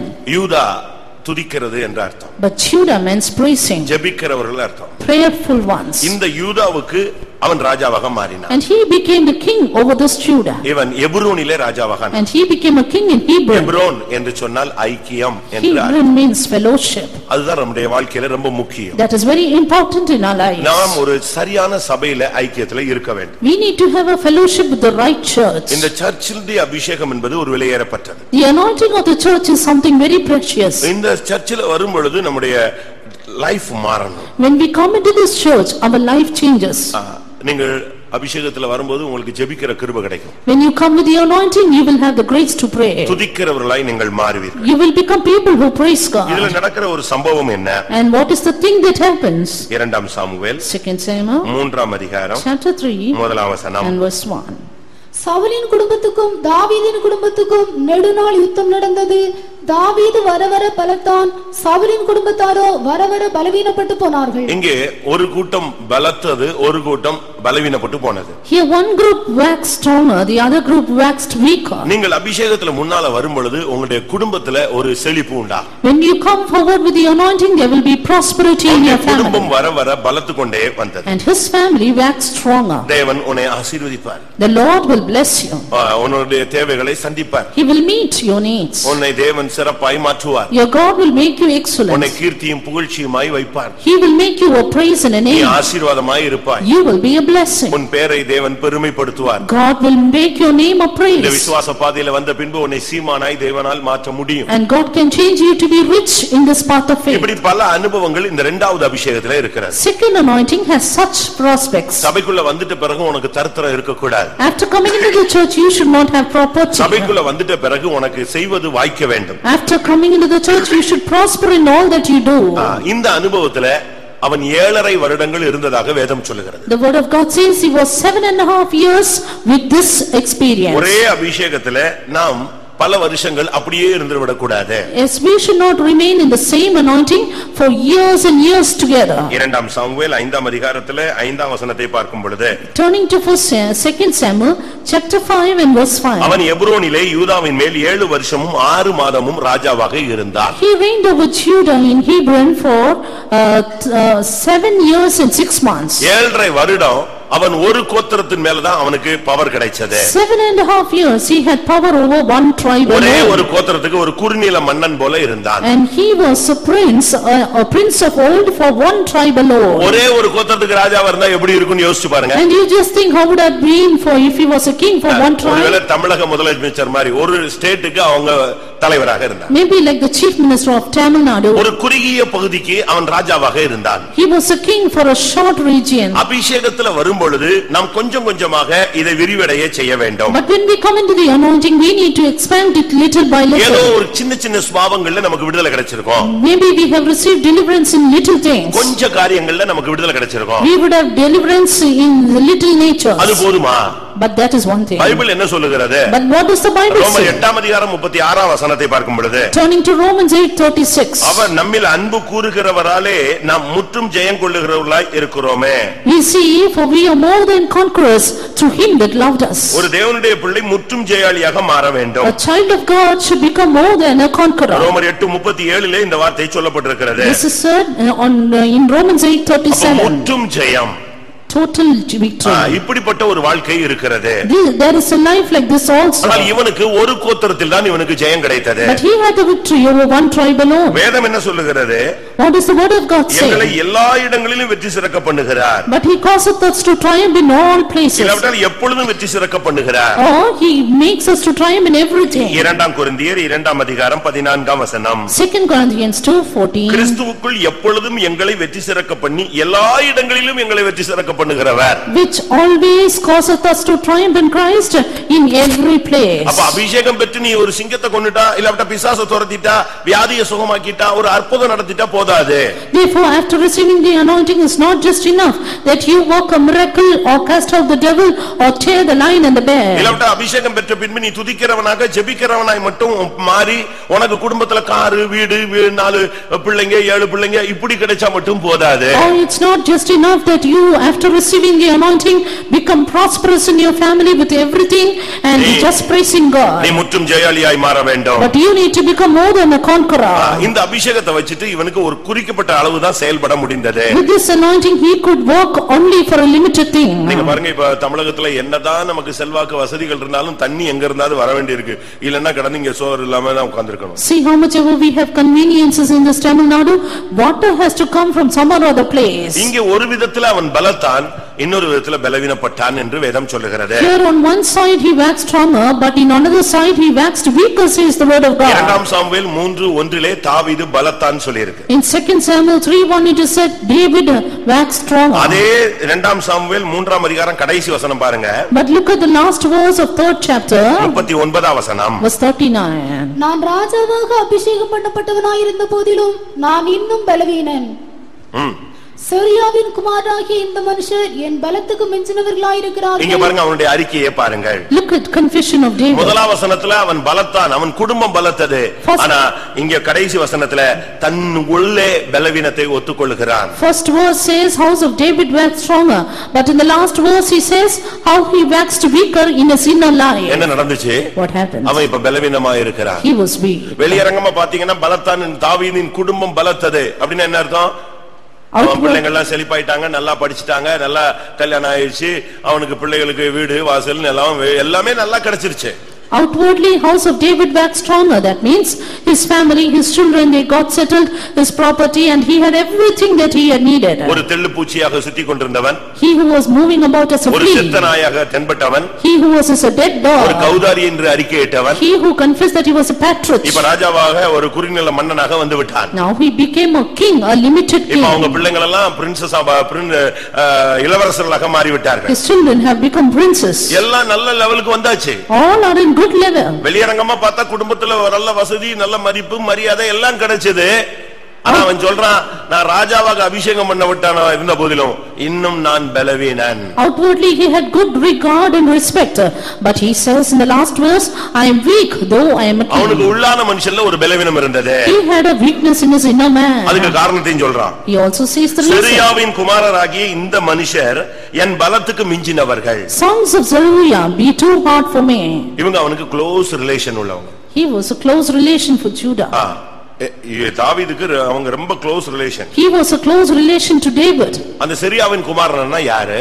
Who are the sons of Zeruiah? ஒருத்தன் யோவாப், one was Joab, ஒருத்தன் அபிஷாய், another Abishai, ஒருத்தன் வந்து ஆசகேல், another Asahel. இந்த மூணு பேரும் தாவீத அப்படியே கண்ட்ரோல்ல வச்சிருந்தாங்க. All these three controlled David. நல்லா ஜெபிப்பார், He would pray nicely, ஆனாலும் இந்த மூணு பேரை இவனால ஓவர்டேக் பண்ண முடியாது. but still he could not prevail over these three. ராஜா இவன் தான். He was king. அப்படிதான் சொல்றான், நான் ராஜாவாக அபிஷேகம் பண்ணப்பட்டவனா இருந்த போதிலும் இன்னும் நான் பலவீனன். Of course he says, though I am anointed king, I am weak in this point. என் பலத்துக்கு மிஞ்சி இந்த மூணு பேரும் வேலை செய்றான். These three are hard for me. இது எதை காண்பிக்கிறது? What does this show? வெளியரங்கமாக உனக்கு இந்த மார்க்கத்துல வந்த பிறகு உனக்கு தேவன் எல்லாத்தையும் கொடுப்பார், அள்ளி கொடுப்பார். Outwardly, after coming into this path, the Lord will give everything to you without measure. என்ன தேவைகள் கேட்டாலும் கொடுப்பாரு. The Lord will give all that you need. உனக்கு என்ன தேவையோ அதெல்லாம் சம்பூர்ணமாய் கொடுக்க அவர் வல்லவர். The Lord is able to give you abundantly all you need. ஆண்டவர் ஆசீர்வதிச்சார்னா உன்னால வாங்கி வைக்க முடியாது. If the Lord blesses, then you cannot stay back. அந்த அளவு தேவன் கொடுக்க முடியும். So much the Lord is able to give you. ஆனா உள்ளான மனுஷன்ல நீ எப்படி இருக்கிற? But how are you in the inner man? அவன் சொல்றான், எனக்கு மூணு காரியத்துல மூணு பேர் என்னை ஓவர்கம் பண்றாங்க. He says these three people, they control me.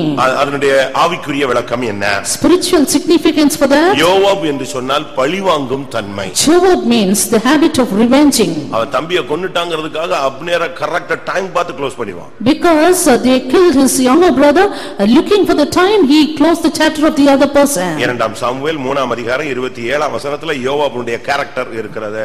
2 Samuel 3:27 says about the nature of Joab. அபிஷாய்னா என்ன அர்த்தம்? What does Abishai mean? அபிஷாய்க்கு யாராவது கொஞ்சம் வித்தியாசமா பேசிட்டான்னா தாங்கவே முடியாது, டென்ஷன் ஆயிடுவான். If anyone would speak something differently, he could not bear them, but would be in tension. பேசாட்டாலும் தான் கூட இருக்கிற ஆளை பேசிட்டாலே டென்ஷன் ஆயிடுவான். And even if the Lord doesn't speak, if the person within him speaks, then he would be in tension. சீமேயி வந்து தாவீதை பயங்கரமா தூஷித்தான். Shimei cursed David. இத கேட்க முடியாம பட்டயத்தை உருவிட்டான் Abishai. Abishai could not hear this and he drew a sword. இந்த செத்த நாய் எப்படி பேசலாம்? How can this dead dog speak like this? அவன் வந்து இவனை பேசவே இல்ல. And he did not speak him. அவன் பேசினது யார? தாவீதை தான் பேசினான். He only spoke against David. இவனுக்கு தாங்க முடியல. But Abishai could not bear it. அந்த செத்த நாயை நான் ஒரே வெட்டிறேன். I can smite this dead dog. இது எதை காண்பிக்கிறது? What does this show? வார்த்தைகளை தாங்க முடியாத தன்மை. Unable to bear his words. ஒரு சிலர் சொல்வாங்க, நீ அடிச்சா கூட வாங்கிக்குவான், இந்த இப்படி பேசினா தான் பிடிக்காதுமா. And some will say, even if you beat, I can bear, but not your words. அப்படியா? Is it? அப்படினா நீ ஒரு Abishai. Then that means you are an Abishai. Time வரும்போது ஒருத்தனை கவுத்திட்டேனா நீ ஒரு யோவாப். And if you are taking revenge, then you are a Joab. அடுத்து ஆசகேல். Next Asahel. அவன் பிடிவாதம். He was stubborn. விட்ட மாட்டான். Rebellious. ஒரு காரியத்தை பார்த்தான்னா அதுக்கு பின்னாலேயே அது முடியற வரைக்கும் சுத்துவான். If he would happen to take a thing, he would be behind it till the end. பிடிவாதம். Stubborn. ஒருத்தன் பழிவாங்கும் தன்மை. One revenging. ஒருவன் தாங்க முடியாத தன்மை. The unable to endure. பிடிவாத தன்மை. The other stubborn. 2 சாமுவேல் 2:21 பார்க்கும் பொழுது Turning to 2 Samuel 2:21. அப்னேரை விடாம விரட்டுறான். We see they were following after Abner. ஒருத்தனை விரட்டும் போது என்ன ஸ்பீட்ல ஓடிட்டு இருப்பான்னு நீங்க பாருங்களேன். You can just see with what great speed he would run when another person is chasing him. Abner வந்து தன்னை காப்பாத்துறதுக்காக ஹை ஸ்பீட்ல போறான். Abner was in high speed to protect himself. ஆனா ஆசகேலை பத்தி பைபிள் சொல்லுகிறது அவன் வந்து மானை விட speedo ஓடுறாள். But about Asahel the word of God says he would run more than a hind. High ஸ்பீட்ல இவனை விரட்டி வரான். He was growing a high speed. ஓடிட்டு இருக்கும்போது அவன் திரும்பி பார்த்தான், இவன் ஆசகேல்னு கண்டுபிடிச்சிட்டான். When he turned, he saw that he was Asahel running behind. ஏய் நீ ஆசகேல் தானே அப்படினு கேட்டான். Are you not Asahel? Haman. Then he said yes. ஏன் என்னைய ஃபாலோ பண்ற? Why do you want to follow me? வேற யாரையாவது ஃபாலோ பண்ணு. Follow after someone else. அப்ப இல்ல நான் உன்னை விடவே மாட்டேன், உம்மை தான் பின்பற்றுவேன். Then he said, I will not follow, I will not leave you, I will follow you. அவன் சொல்றான். He again said, ஏன் க்ளோஸா வராத. Don't come closer to me. என்னைய கொல்லணும்னு நீ நினைக்காத. Don't think of smiting me. என் கிட்ட வந்துட்டேனே நீ செத்துடுவேன்னு சொல்றான். If you come near me, you will die. வராத. No, don't கிட்ட come. வராதேன்னு சொல்றான். Don't come near me. அவன் விட மாட்டான், நான் உன்னை கொல்லாம விட மாட்டேன். He said, no, I will follow you to smite you. அவனை ஓட வைக்குது. His stubbornness made him run. அந்த ஓட்டத்திலயும் அவன் திரும்பவும் பேசுறான். Even in that race he spoke again. தயவு செய்து விலகி போ. Don't come following me. நாளைக்கு ஏதாவது ஆச்சுன்னா உங்க அண்ணன் முகத்தை என்னால பார்க்க முடியாது. If anything happened, then I cannot see your brother's face. அதையும் சொல்றான் ரன்னிங்லயே. நீங்க வீட்டுல போய் உட்கார்ந்து 2 சாமுவேல் 2ஆம் அதிகாரத்தை உட்கார்ந்து படிச்சு பாருங்க. On that வீட்டுல race, உட்கார்ந்து இந்த குமுதம் கல்கண்ட உட்கார்ந்து படிச்சு மண்டைய பிசாசுலாம் ஏத்தி வைக்கிறதுக்கு இதை உட்கார்ந்து நல்லா படி. don't read fables and take in the devil.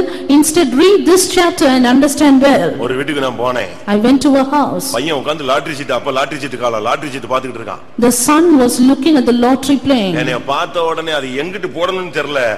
நான் சொன்னேன், சரி விட்டுறா, என்ன பண்றது, உனக்கு இப்படி குருட்டு ஆசை, ஒரு ஆசை லாட்டரியிலயாவது எங்க வந்துடணும், ஆண்டவர் ஆசீர்வதிக்கிறாரோ இல்லையோ லாட்டரியில வந்துடணும்னு உனக்கு ஆசை இருக்கு. And he said, when I saw him, he started fleeing away, but I said, you leave it because you have this wrong habit. இன்னொரு வீட்டுக்கு போனேன். Another house I went. வீடு திறந்தே கிடந்துச்சு. The house was open. நானும் சத்தம் கொடுத்துக்கிட்டே போறேன். I was giving on that voice. போறேன் வீடு எல்லா கதவும் திறந்தே கிடக்கு. Every door was open there. கடைசில ஒரு ரூம்ல பார்த்தேன். Finally in one room. சும்மா அழகா பெரிய கேமரா இதுல விசி சிடி ஓடிது, சினிமா ஓடிட்டு இருக்கு. And the cinema was on. Home theatre, பெரிய ஸ்கிரீன்ல. It was a home theater. வீட்டுல யாருமே இல்ல, ஒரே ஒரு பொண்ணு மட்டும் இருக்கு. அதுவும் அப்படியே சித்தப்பரம பிடிச்ச மாதிரி அதுல உட்கார்ந்து அப்படியே ஃபுல்லா, நான் கத்துனது கேட்கல, தட்டினது கேட்கல, பெல் அடிச்சது கேட்கல, வீட்டுக்குள்ள வந்தது கேட்கல. வீட்டுல மனுஷனே கிடையாது, ஒருத்தி தான் இருக்கா. அத உட்கார்ந்து அந்த சீன் அப்படி பாத்துட்டு இருக்கா. ஸ்தோத்திரம்னு அவளுக்கு என்ன பண்ணனே தெரியல. There was just one girl who was looking at that, and when I said praise the Lord, she could not do what else.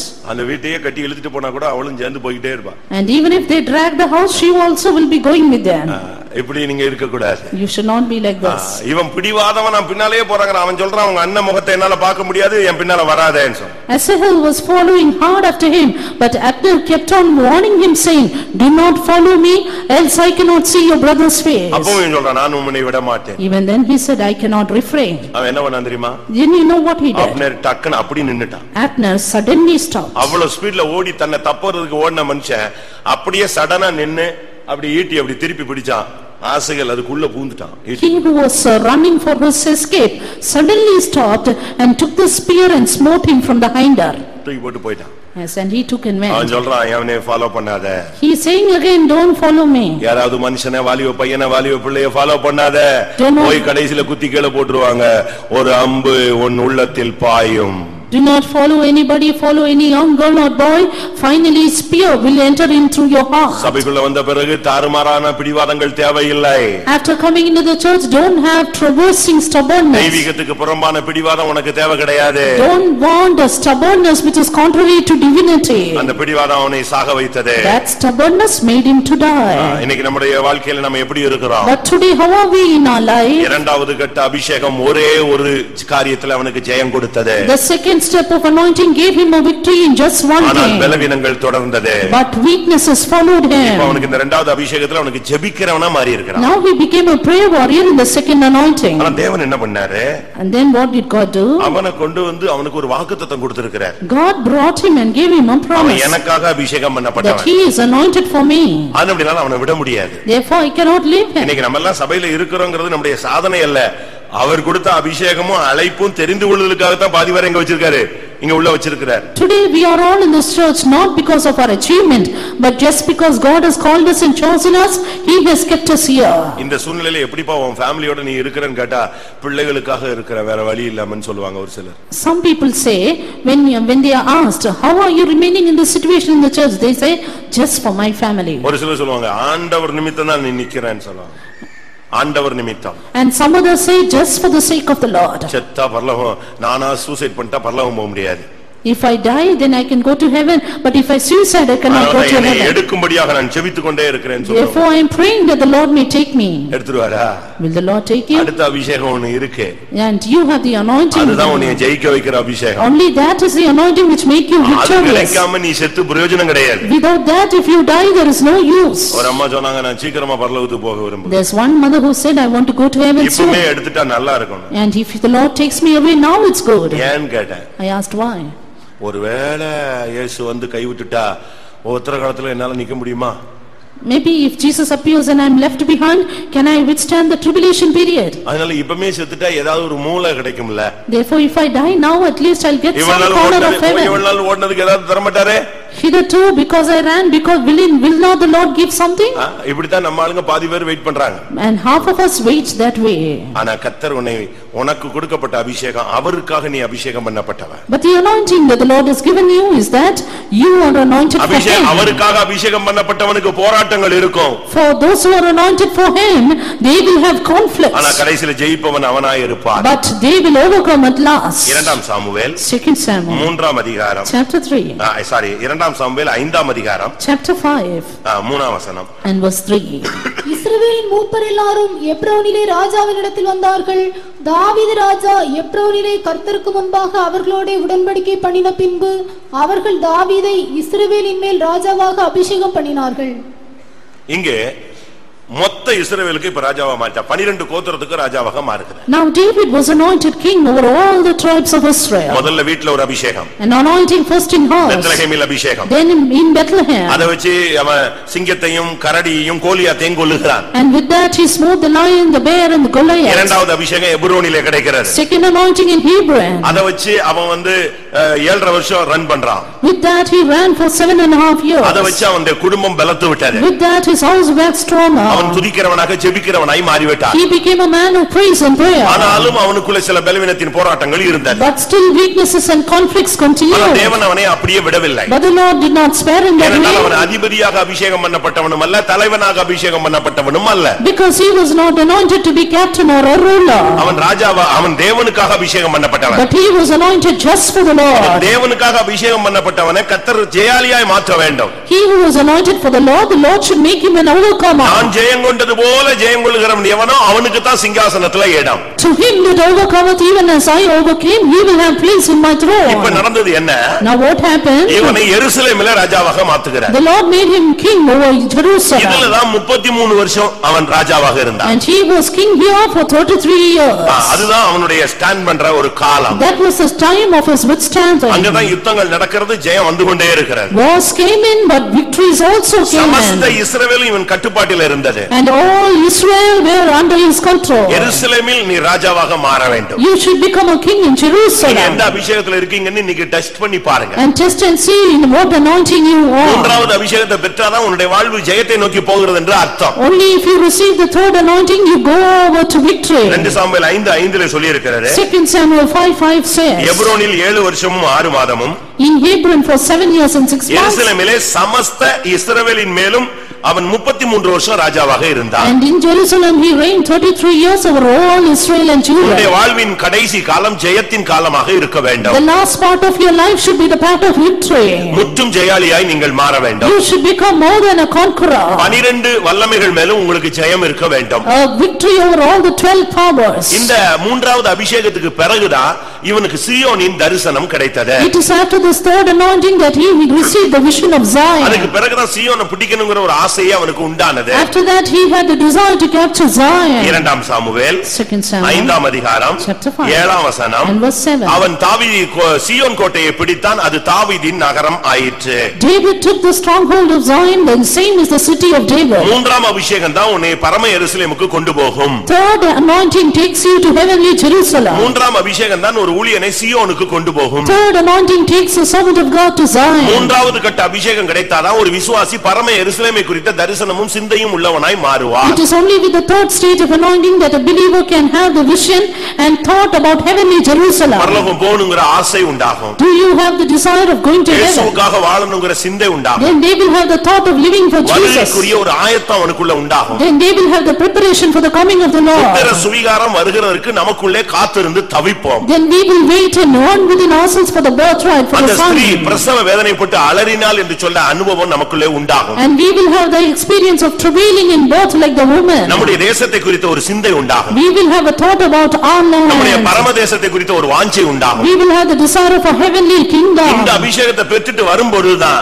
சமஸ்த இஸ்ரவேல் என்ற ராஜாவாய் மாறின உடனேதான் சீயோன் அவனுக்கு சொந்தமானது. Only after he received the anointing and became the king over all Israel, that Zion became his own. இரண்டாம் Samuel 5ஆம் அதிகாரம் 17ஆம் வசனத்தை பார்க்கும் பொழுது 2 Samuel 5:17. இப்பொழுது அவனுக்கு யுத்தங்கள் தொடங்கு, அவனை தேடி சத்துருக்கள் வருகிறார்கள். Now enemies came in search of him. இவனுக்கு அபிஷேகம் கிடைச்சிருச்சா? Did he receive the இவன் anointing? பிரதிஷ்டை பண்ணிட்டானா? Did he see சமஸ்த consecrated? இஸ்ரவேலின் மேலும் பெரிய ராஜாவாயிட்டானா? Did he see a king over all Israel? அவங்களுக்கு ஆச்சரியமா இருந்தது. They were surprised. ஏன்? Why? ஒரு காலத்துல சவுலால துரத்தப்பட்டு இவன் பெலிஸ்தர்கள்ட்ட சரணடைந்திருந்த ஒரு காலம். Because there was a time he was chased by Saul and he was surrendered to the Philistines. அபிஷேகம் இருந்துச்சு. There was a ஆனா சவுல் இவனை நாயை விரட்டுற மாதிரி விரட்டுறான். But Saul chased him like a dog. தன் ஜீவனை காப்பாற்ற இவன் போய் சரண்டரான இடம் எது? எதிரிக்கு எதிரி நண்பன். To escape his life he only surrendered to the enemy, the Philistines. அரசியல்ல சொல்லுவாங்க எதிரிக்கு எதிரி எது? நண்பன் ஆயிடுவான் டக்குன்னு. And in the politics they used to say people who are enemies finally become இவன் friends. எங்க தான் போனான் கடைசியா? Now finally where did he go? பெலிஸ்தர் கால்ல போய் விழுந்துட்டான். He fell at the feet of Philistines. அப்ப அவங்களுக்கு ஆச்சரியமா இருந்துச்சு, நம்ம கால்ல விழுந்தவன் இப்ப சமஸ்த இஸ்ரவேலுக்கு ராஜாவா மாறிட்டான். And now they marveled, see he who fell at our feet now who became king over all Israel. இது எப்படி நடந்தது? How did it happen? தோல்வியில உள்ள ஒரு மனிதன் எப்படி ஜெயாலியாய் மாற முடியும்? How can a man who defeats become a victorious உடனே person? உன்னுடைய ஜெயத்தை பரிசோதிக்க பிசாசு வருவான். And Satan will come to test your victory. நீ இன்னைக்கு இந்த கூட்டத்துல ஒரு பிரதிஷ்டை பண்ணி பாரு, வீட்டுக்கு போன உடனே பிரச்சனை வரும். Try to consecrate in this meeting and you will have a problem in your ஆனா house. நீ பயந்துற கூடாது. But do not be afraid. அவன் பட்டுன்னு என்ன பண்ணான் தெரியுமா? And what did he do suddenly? அந்த சத்துருக்களை எதிர்க்கல. He did not resist the ரொம்ப enemy. டெக்னிக்கா அரணிப்பான இடத்துக்குள் போய் விட்டான். He went to the stronghold. அதுதான் அந்த 17ஆம் வசனம் சுட்டி That காட்டுகிறது. is what this verse இந்த 17 ஜெயத்தின் says. அபிஷேகம் சமஸ்த வல்லமைகள் மேல முற்றும் ஜெயாலிங்கிற அபிஷேகம் வரும் பொழுது, பிரச்சனை வரும் பொழுது நீ எங்க போயிடுவ? கர்த்தருடைய நாமம் பலத்த துருகம், நீதிமான் அதற்குள் ஓடி சுகமாய் தங்கியிருப்பான். When the anointing of victory, the anointing to be more than conqueror comes upon you, the righteous shall run into the strong tower, which is the name of the Lord, and be safe. பிரச்சனை வந்த உடனே நீங்க போய் மூட்டிட்டு சண்டை போட்டுக்கிட்டு வம்பு பண்ணிட்டு இருக்க மாட்டீங்க. உடனே நீங்க போய் கர்த்தருடைய நாமமாகிய பலத்த துருகத்துக்குள்ள போய் உட்கார்ந்து ஆண்டவரே ஸ்தோத்திரம், அமைதியா இளைப்பாறலை காத்துக்கொள்வாய். When the problem comes in, you will not clash and dash with them, but you will go into the name of the Lord, which is a strong tower, and you will be safe at rest. ஒரு நாள் ஒரு ஆள் phone பண்ணாரு. One day one person called. எங்க இருக்கீங்கன்னு கேட்டேன். I asked, where நான் are you? இப்படியே வண்டி எடுத்து சுத்திட்டே இருக்கேன். I am roaming in my vehicle. என்னத்துக்கு சுத்திட்டு இருக்கேன்? For what? வீட்டுக்கு போனா ஒரு சின்ன பிரச்சனை ஆயிடுச்சு. இனிமே அங்க இருந்தா ஒண்ணு அவளை அடிக்கணும், அவ பேசுற பேச்சுக்கு அவளை என்ன செய்யணும், ஏதாவது ஒண்ணு பண்ணணும், இல்லைன்னா துரத்தி விடணும், இல்லாவிட்ட என் கிருபை போயிடும். அதனால அவ ஸ்டார்ட் பண்ணிட்டா, நான் வண்டியை ஸ்டார்ட் பண்ணிட்டு எங்க வந்துட்டேன், ஒரு 1/4 மணி நேரம் சுத்தினா போதும். கொஞ்ச நேரத்துல அவளே போனை போட்டு சாரிம்பா. அது பிறகு அமைதியா வீட்டுக்கு போனா வீடு எப்படி இருக்கும்? பீஸ்ஃபுல்லா இருக்கும். இல்ல நானும் இறங்கிட்டேன், வார் டிக்ளேர் பண்ண மாதிரி இருக்கும். There's a little problem in my house. My wife is speaking unnecessary words, and if I get down, there will be a big problem. Therefore, I just started from the house. After 15 minutes, she will be behind me asking sorry. Then I will go back to my house. நீ அபிஷேகம் பெற்றினா, முற்றும் ஜெயாலியான அபிஷேகம், 3வது அபிஷேகத்துக்கு வந்துட்டீங்கன்னா பிசாசு வருவான், பிரச்சனை வரும், போராட்டம் வரும். நீ போய் முட்டிக்கிட்டு இருக்க கூடாது. சோத்திரம் பண்ணிட்டு நீ ஒதுங்கு, கர்த்தருடைய நாமத்துக்குள்ளே கடந்து போய்விடு. When you come into the 3rd stage of anointing, the anointing of victory, there will be problems in your family and other places, but don't go and clash with them. Instead, run into the name of the நீ Lord. பழைய மாதிரி வரிஞ்சு கட்டிக்கிட்டு வந்த சண்டையை விட மாட்டேன்னு போய் நிப்பன்னு பிசாசு நினைப்பா. நீ அமைதியாகிறத பார்த்து அவன் வெட்கப்பட்டு போயிடுவான். The devil will think you will come for the fight and the quarrel, but when you are silent, he will be ashamed. ஆண்டவருடைய நாமத்துக்குள்ள உள்ள போயிடுங்க. You get into the name of the Lord. நீ அமைதியா இருக்கலாம். You will be at rest. இயேசு படகில் இருந்தார். Jesus was in the boat. கடல் பயங்கரமாக கொந்தளித்தது. The sea was boisterous. சீசர்கள் எல்லாம் கத்துனாங்க, ஒருத்தன் தண்டு வலிச்சான், ஒருத்தன் எது பண்ணான், கடைசியில இவரை போய் எழுப்பி விட்டான். The disciples made a great noise. They went rowing, but finally woke up Bible என்ன Jesus. சொல்லுது? What does the word of God say? அவர் அங்கே என்ன செய்து கொண்டிருந்தார்? என்ன செய்து கொண்டிருந்தார்? இளைப்பாரி கொண்டிருந்தார். Jesus slept or took rest. கொந்தளிப்பின் நடுவிலே இளைப்பாறுகிறது தான் கிறிஸ்தவ ஜீவியம். Christian life is to take rest amidst boisterous போய் situations. உட்கார்ந்து 2-3 நிமிஷம் அந்நிய பாஷை பேசு. Go free, get filled in the anointing for 2 or 3 minutes. அதுவே இளைப்பாறுதல். Then that is rest. அப்ப ஒருத்தர் கேட்டாரு, One person asked, இயேசு இருக்கும் பொழுது எப்படிங்க கடல் கொந்தளிக்கலாம்? when Jesus was there, how can the sea be boisterous? அது அவர் இருக்கும்போது அவர் கொந்தளிச்சா அது திமிர் பிடிச்சு தான் பண்ணுதுன்னு. Then that means that is a kind of timidness. அதுக்கு ஒரு ஊழியக்காரர் அழகா ஒரு விளக்கம் கொடுத்தாரு. Then one servant of God gave a beautiful சிருஷ்டிகர் sense. தன்னிடத்துல வந்திருக்கிறார்னு சொல்லி அவர் நல்லா இளைப்பாறணும் தான் அது என்ன செஞ்சிடா? தாளாட்டுச்சான். இந்த தாளாட்டுதல் தான் நம்ம விசுவாசிகளுக்கு புலம்பலா மாறிடுச்சு, வேற ஒண்ணும் இல்ல. The sea was அவருக்கு boisterous. தாளாட்டு, அவர் இளைப்பாறிட்டு இருந்தார். இவனுக்கு என்னது, இவன் முழிச்சிருக்கான்ல, இவனுக்கு சூழ்நிலையை பார்த்த உடனே கத்த ஆரம்பிச்சிட்டான். The sea was boisterous in order to make the Creator sleep well and take sleep well, because it was singing lullaby, but the disciple could not understand that. பெலிஸ்தியன் வருவான். The Philistines will come. அதே 2 Samuel 5ஆம் அதிகாரத்திலே பாருங்க, இந்த 3வது அபிஷேகம் கிடைச்ச உடனே நடக்கிறதெல்லாம் மிராக்கிளா நடக்கும். Look what all miraculous thing took place in that same 5th தோல்வியே chapter. கிடையாது. No more defeat. அவன் பலவீனப்பட்டான், பலப்படுத்தினா, அவங்க தோத்துட்டான், இங்க தோத்துட்டான், துக்கப்பட்டான், உட்கார்ந்தான், இந்த சப்ஜெக்ட் கிடையாது. There is no subject of defeat and failures after the anointing. ஒன்று சியோன், One is Zion. இரண்டாவது கர்த்தருடைய நாமத்துக்குள்ள போய் ஒளிஞ்சு கொள்ளுகிறது. Secondly, running into the name of the Lord. அதே 2 சாமுவேல் 5ஆம் அதிகாரம் 20ஆம் வசனத்தை பார்க்கும் பொழுது 2 Samuel 5:20. அங்க சத்துரு புறப்பட்டு வர்றான். Here the enemies came upon him. கர்த்தர் என்ன பண்ணார் தெரியுமா?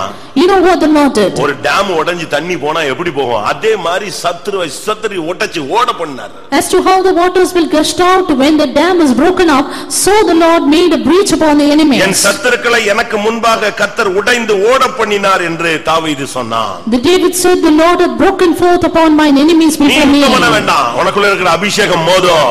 You need not fight, the anointing within you is உனக்குள்ள enough. இருக்கிற வல்லமை மோதும். The power within you will dance. உனக்குள் இருக்கிறவர் பெரியவர் மோதுவார். He that is in you is greater, he will அதுதான் dance. ஜெயத்தின் 3வது கட்ட அபிஷேகத்தினுடைய சக்தி. That is the power of the 3rd stage of anointing of victory. நீங்கள் சும்மா இருப்பீர்கள், கர்த்தர் உங்களுக்காக யுத்தம் பண்ணுவார். Ye shall stand still and the Lord will fight for you. 2 Samuel 6ஆம் அதிகாரத்தை பார்க்கும் பொழுது Looking into 2 Samuel chapter 6. 16ஆம் வசனத்துல பிடிபட்டு போயிருந்த பல இடங்களில் தங்கி இருந்த கர்த்தருடைய பெட்டி அவன் வீட்டுக்கு வந்தது.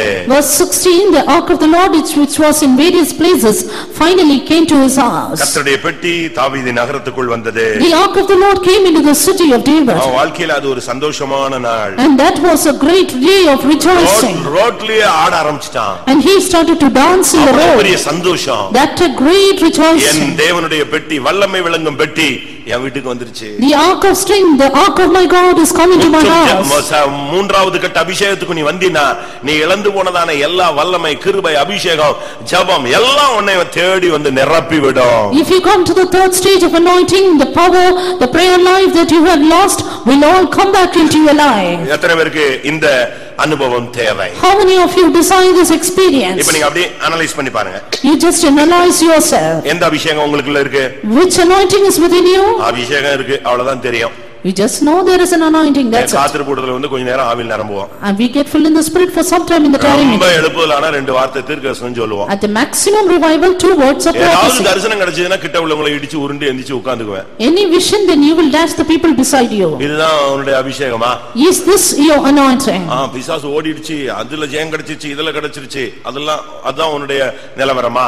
Yeah, is that stage that you think because I received the anointing, devil ran away? இப்ப நல்ல ஜெபிக்கிறவனா நான் மாறிட்டேன், அதோட நிறுத்திட்டியா? And have you stopped with the experience of good prayer life? கேரக்டர்ல மாத்த வந்திருக்கா? Is there any change in your character? மனுஷன்ட கையேந்திரதை விட்டு தேவன்ட கையேந்த ஆரம்பிச்சிட்டியா? Have you gone after the hand of God and leaving the hand of man? ஆசாரியன்ட்ட போய் சொல்றதை நிறுத்திட்டியா? Have you stopped the habit of telling lies? கடன் முறுமுறுக்கிறவன் கூட உள்ள ஃப்ரெண்ட்ஷிப் எல்லாம் விட்டுட்டியா? Have you stopped your friendship with the debtors and the discontented? இன்ன அந்த பழி வாங்கணும், பிடிவாதம் இதெல்லாம் இன்னும் இருக்கா, போயிடுச்சா? Is that habit of revenge and stubbornness gone from you? இல்ல, இப்போ எனக்கு சீயோன் தான் வாஞ்சே, பரம எருசலேம் தான் என்னுடைய ஆசை, அந்த நிலவரத்துக்கு வந்து விட்டீர்களா? No, I do not have all that, but my desire is all the heavenly Jerusalem. I want to take Zion. Is that within you? இப்பெல்லாம் பிரச்சனையில போய் நான் முட்டிக்கிட்டு இருக்கல, அமைதியா இருக்கிறேன், கர்த்தர் தான் யுத்தம் பண்றாரு. Now I do not dash with problems. I am silent and the Lord is fighting. இப்ப எனக்கு தேவன் நல்ல கிருபை கொடுக்கிறார், அபிஷேகம் கொடுக்கிறார், நல்ல டைம் கொடுக்கிறாரு, நான் ஆண்டவரோடு இருக்கிறேன். இதுதான் நம்முடைய வளர்ச்சி. And our growth is, now the Lord is giving me good graces and anointing, and I am spending my time with the Lord. ஒரு 10 நிமிடம் என்ன எடுத்துக்கிறேன். I'll take 10 more minutes. அவனுக்கு சமஸ்த இஸ்ரவேலின் மேல் ராஜாவாகிற வாய்ப்பு கிடைத்தது. And he got the opportunity of being king over all Israel. அது என்ன சமஸ்த இஸ்ரவேல்? What is that all Israel? முதலாவது அவனுக்கு யூதாவுல ஜெயம் கிடைச்சதுன்னு நமக்கு எல்லாருக்கும் தெரியும். Firstly, we know he received the victory in Judah. இப்ப 12 கோத்திரத்துக்கும் அவனுக்கு கண்ட்ரோல் கிடைச்சது. Now he got the control over all the 12 tribes. இந்த ஒவ்வொரு ஒவ்வொரு ட்ரைப்ஸுக்கும் ஒவ்வொரு அர்த்தம் இருக்கு. And there is a definite meaning for every tribe. அத மட்டும் சொல்றேன், நம்ம கூட்டத்தை முடிக்கலாம். Let me quote just that and wind up the meeting. முதலாவது நமக்கு எல்லாவற்றின் மேலும் ஒரு ஜெயம் கிடைக்கணும். First of all, we need to have the victory over everything. இல்லன்னு சொன்னா நம்ம முற்றும் ஜெயம் கொள்ள முடியாது. Else we cannot be more than conquerors. நீங்க பாருங்க, ஒரு ராக்கெட்டை கோடி கணக்குல பணம் செலவழிச்சு ரெடி பண்றாங்க. Look, they spent crores and to send the rockets. ஒரு மினிட் இல்லாட்ட ஒரு செகண்ட் தான், அந்த செகண்ட் கவுண்ட் டவுன்ல மிஸ் ஆச்சுன்னா அது ஃபெயிலியர் ஆயிடும். If the count is missed in minutes or seconds, it will fail. இல்ல ஒரு சின்ன ஒரு காரியம் மிஸ் ஆயிடுச்சுன்னா அது ஃபெயிலியர் ஆயிடும். Or a little or a small defect, it will be in failure. வருஷ கணக்கா அதுக்காக கோடி கணக்குல செலவழிச்சிட்டு கடைசில அவங்க குற்றவாளி போல உட்கார்ந்திருப்பாங்க. And you see, they spend for crores for years together, finally are seated like that. அது போலதான் It's just like நம்ம this. ராக்கெட்டை விட வேகமா கண்ணிமிக்கும் நேரத்திலே நாம் மகிமையில போய் சேர வேண்டியவர்கள். More than the speed of the rocket, we are to reach in glory in a twinkling of an eye. எத்தனையோ வருடத்துக்கு முன்னாகவே கவுண்ட் டவுன் தொடங்கி விட்டது. And the counter has started even before years together. எப்போ வருவார்னு தெரியாது. Don't know when he is coming. அப்படிதான் நம்ம இப்ப டைம் ஸ்பெண்ட் பண்ணிட்டு இருக்கோம். Now we are spending such precious ஒரு time. சின்ன ஃபால்ட் வந்துச்சுன்னா நம்ம தோல்வி அடைஞ்சோம். Little fault, we will all be in defeat. நான் ஒரு நாள் ரோட்ல வந்துட்டு இருக்கும்போது திடீர்னு பார்த்தா ராக்கெட் மேலே போறத என் கண்ணுக்கு தென்பட்டது. One day when I was coming in the road, suddenly I saw the rocket. Flight இப்படி தான போகும், இது என்னடா இப்படி போகுதுன்னு யோசிச்ச உடனே தான் பேப்பர்ல பார்த்தேன், ஞாபகம் வந்துச்சு, அப்படி நின்னுட்டு பார்த்தேன். I was just thinking as to how the rocket was flying, and I saw in the newspaper. I waited there. ஒவ்வொரு ஸ்டெப்பா அது அப்படி போய் அப்படி உள்ள பூந்துருச்சு. It was step by step moving away. ஒரு லிமிட்டுக்கு பிறகு ஒன்னு வெடிக்குது, ஒரு லிமிட்டுக்கு பிறகு இன்னொன்னு வெடிக்குது, அப்படி அதை புஷ் பண்ணி கொண்டு போய் உள்ள விட்டுறது. There was a bursting after in every limit, and finally that pushed the rock into the space. அந்த புவியீர்ப்பு சக்தியை தாண்டி கொண்டு போய் ஸ்பேஸ்ல விட்டுட்டு வந்துருது. And finally it crossed the gravitational force and reached the space. அதுபோல நம்ம இந்த புவியீர்ப்பு சக்தியை விட்டு வெளியே எழும்பணும்னா நமக்கு முற்றும் ஒரு ஜெயிக்கிற ஒரு தன்மை தேவை. Such is the way we need to be more than a conqueror, that we might not அது experience. என்ன சமஸ்த இஸ்ரவேலின் மேல் ஜெயம். What is that victory over the whole Israel? 12 கோத்திரமா அவன் கண்ட்ரோல்ல உட்கார்ந்து இருந்துச்சு. All the 12 tribes were under his control. ஒன்று ரூபன். One, Reuben. ரூபனுடைய சுபாவம் என்ன? Nature of Reuben. ஆதியாகமம் 49ஆம் அதிகாரத்துல பாத்தீங்கன்னு சொன்னா, If you see Genesis 49, ஒவ்வொரு கேரக்டருக்கும் ஒவ்வொரு பிள்ளைகளுக்கும் ஒவ்வொரு கேரக்டர் அந்த தகப்பன் சொல்றான். every children has a different character. அவன் பிள்ளைகள் தான், His children only. அவங்களுக்குள்ள இருந்த சுபாவத்தை சொல்றான். But he says about the nature. Ruban தளம்பும் தன்மை. Reuben was not stable. நல்லா புரிஞ்சுக்கோங்க, இந்த மார்க்கத்துல முதல் போராட்டமே உன்னுடைய மாம்சம் தான். Look at this, the first conflict in this life is flesh. உன் சரீரத்தை நீ ஜெயிச்சிட்டேன்னா நீ பரிசுத்தவனாய். If you overcome your body, you will become a saint. ரோமர்ல சொல்லி இருக்கிறது, மாம்சத்தின்படி ஜீவிக்கிறதுக்கு நாம் மாம்சத்துக்கு கடனாளிகள் அல்ல. In Romans it is said, we are not debtors to the flesh, that we should live after the அது flesh. தூங்க சொல்லும். And it will ask you to sleep, அது ரெஸ்ட் எடுக்க சொல்லும். ask you to take rest, இன்னைக்கு செய்ய வேண்டியது நாளைக்கு செய்யலாம்னு சொல்லும். ask you to do the thing in delay. சோம்பேறித்தனமா இருக்கும். It will be slothful. ஓ மாம்சத்தை நீ ஜெயிச்சிட்டனால நீ ஜெயிச்சிட்டேன்னு அர்த்தம். But if you overcome the flesh, you are an overcomer. உன்னுடைய மாம்சத்தை நீ கட்டுப்படுத்திட்டேன்னா நீ ஜெயிச்சிட்டேன்னு. If you control your flesh, you are an overcomer. மற்றவர்களுக்கு பிரசங்கம் பண்ணுகிற நான் தானே ஆகாதவனாய் போகாதபடிக்கு என் சரீரத்தை ஒடுக்கி கீழ்ப்படுத்துகிறார். I subject my body and bring it into subjection, that I might not be a castaway. மாம்சத்துல தளம்பி போனவன் அப்படினால் அது அவனுடைய வாழ்வை தோல்வியடைய செய்தது, சேஷ்ட புத்திர பாகத்தை இழக்க வைத்தது, முதற்பேரானவன் என்ற பெயரையும் இழக்க வைத்தது. Unstable as water, he lost his birthright, he lost his name that he was the firstborn. ஆனபடியால் இந்த மாம்சம் என்கிற விஷயத்துல ரொம்ப கவனமா இருக்கணும். Therefore in the word flesh we need to be very careful. கொஞ்சம் சிரிக்கிறது, பேசுறது, கதை அடிக்கிறதெல்லாம் கொஞ்சம் கொஞ்சமா குறைச்சிட்டே வாங்க. You little by little reduce your laughing and chatting and talking. அவசியம் இல்லாம பல வீடுகளுக்கு போறதை நிப்பாட்டுங்க. And stop your habit of going to houses. தெய்வீகமற்ற காரியங்கள்ல நீங்க ஈடுபடாதீங்க. Stop doing things which are not divine. அது கடைசில உன்னை விழுகையில கொண்டு போய் விட்டு சபையை விட்டு உன்னை வெளியே கொண்டு போய்டும். Finally it will end you up in fall and outside the church. தண்ணீரை போல தளம்பினவனே நீ மேன்மை அடைய மாட்டாய். Unstable as water, thou shalt not excel. இரண்டாவது சிமியோன். Nextly Lion. சிமியோனுக்கு கோபம் பிச்சிட்டு வரும். The Simeon, he had a terrible anger. அவனுக்கு கோபம் வந்துருச்சுன்னா என்ன பண்ணுவானே தெரியாது. If he is angry, he knows not what he does. லேவியும் சிமியோனும் பட்டயத்தை தூக்குனாங்கன்னா ஊர்ல உள்ள அவ்வளவு பேரையும் வெட்டிடுவான். Levi and Simeon, if they draw the sword, they will cut everyone. Short temper ஜாஸ்தி. He is highly ஒரு short-tempered. சிலர்லாம் பாருங்க வீட்டுல கோவத்துல என்னத்தெல்லாம் போட்டு ஒட்டச்சு தூக்கி எறிஞ்சு பறக்க அடிச்சிடறான். Some people break many things and fan them in their anger. அது ஒருவேளை நீங்க ஒரு டாமினேட்டிங் ஸ்பிரிட்ல இருக்கலாம், ஆனா அது ஒரு பெரிய failure. Maybe you think you are in a dominating stage, but that is a great failure. ஒரு வீட்டுக்கு ஒரு ஊழியக்காரர் விசிட்டிங் போனார். In one place I went for a visiting. கதவு கால்வாசி திறந்திருந்துச்சு. The door was quarter part open. இவர் முழுசா திறந்தாரு. And he opened it fully. கதவு திறந்திருக்கு. திறந்தா ஒரு பிளேட் சாப்பாடு டமால் இவர் முன்னால விழுந்து அப்படி பட்டாசு வெடிச்ச மாதிரி சிதறிடுச்சு. Then he saw that one plate of food fell before him and it burst out. அங்க உள்ள போனா புருஷனும் மனைவிக்கும் சண்டை.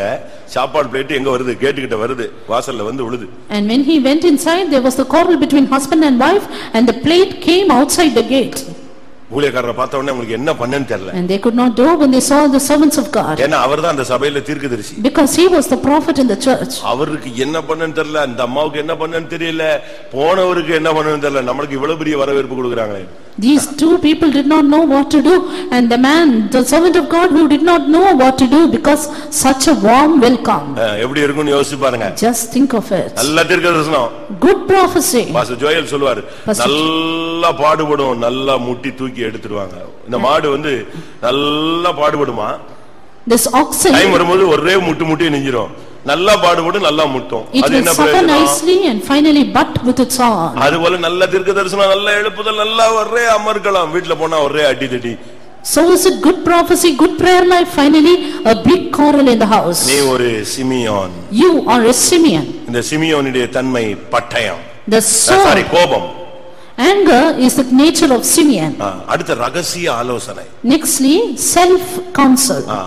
அவனுக்குள்ள யார் கூடயாவது உட்கார்ந்து இத பேசிட்டே இருப்பான். He will all the time speak in secret with others. யாரோ ஒன்னு பேசணும், அது ஒரு ஆவி அது. And they want to talk something or the other. யார கவுத்தலான்னு பேசிட்டே இருப்பான். He will always speak in anger. ஒரு பாஸ்டர் ஒரு இடத்துல சொன்னாரு. One pastor in one place said, என் பிரசங்கத்தை எல்லாரும் எழுதுற மாதிரி தெரியுது. அவங்க எழுதுறாங்களா இல்ல வேற ஏதாவது எழுதி எனக்கு ஆப்போசிட்டா லெட்டர் எழுதுறானா, கையெழுத்து வாங்குறானான்னு தெரியலையேன்னா. It seems that people are taking down my sermon, but I am afraid if they are writing some anonymous letter against me.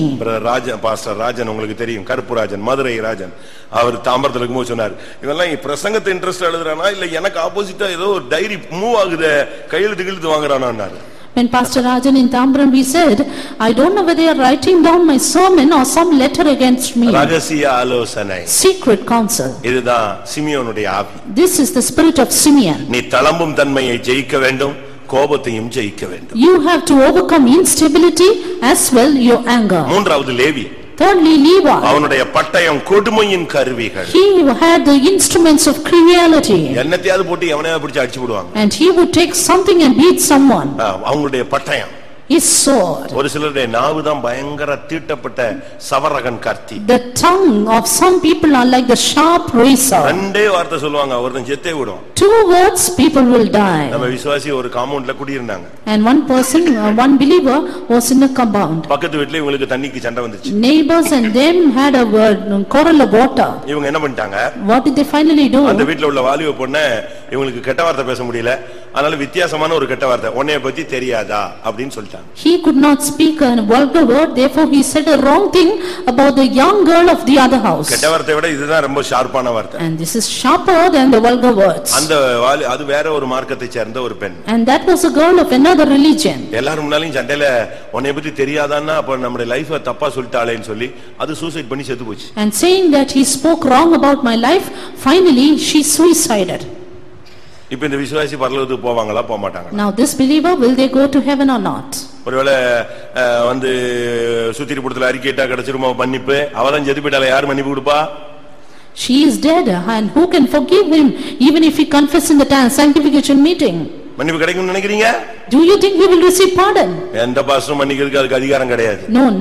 No pastors have the right to forgive him. வார்த்தையில ஒருத்தன் செத்து போயிட்டானா திருப்பி என்னத்துக்கு உனக்கு மன்னிப்பு கிடைக்கும்? If one person is dead by your word, how will you receive the pardon? உன்னுடைய பட்டயம் கொடுமையின் கருவிகளாக இருக்க கூடாது. Your sword should not be the instruments of cruelty. எதையும் கண்ட்ரோல் பண்ண வேண்டும். You should control everything. அடுத்து யூதாவுக்கு இன்னொரு குற்றம் இருக்கிறது. Another fault in Judah.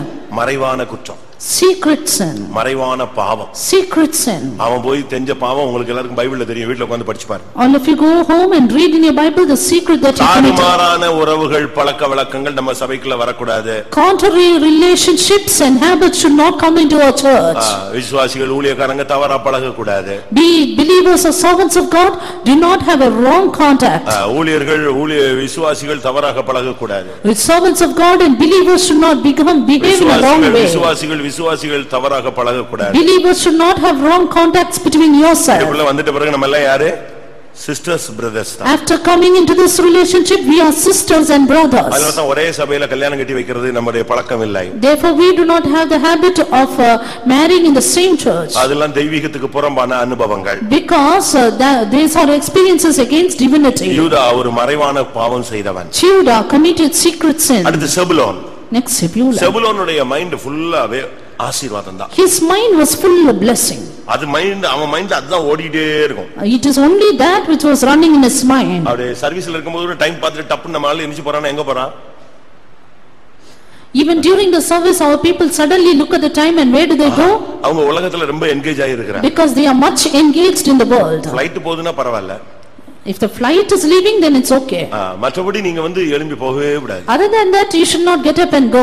உலகத்தின் ஆசீர்வாதங்களுக்கு நீ முதலிடம் கொடுக்கவே கூடாது. Don't give first preference to worldly blessings. நாம் உலக ஆசீர்வாதத்துக்காக அதான் சொன்னேன்ல இம்மைக்காக நாம் கிறிஸ்துவை பின்பற்றுகிறவர்கள் அல்ல. We are not the followers of Christ for this world. நம்ம எப்பொழுதும் அதே மைண்ட்ல ஓடிட்டே இருக்க கூடாது. And we should not all the time keep running with that thing. உலக ஆசீர்வாதங்களுக்காகவே ஜெபிச்சிட்டு அதுக்கே அழுதுகிட்டு அதுக்கே நீங்க போராடிட்டு இருக்க கூடாது. Don't all the time pray and strive for worldly blessings. இன்னைக்கு நம்மில எத்தனை பேர் இப்படி உலகம்னு போயிட்டு இருக்கோம்னு பாருங்க.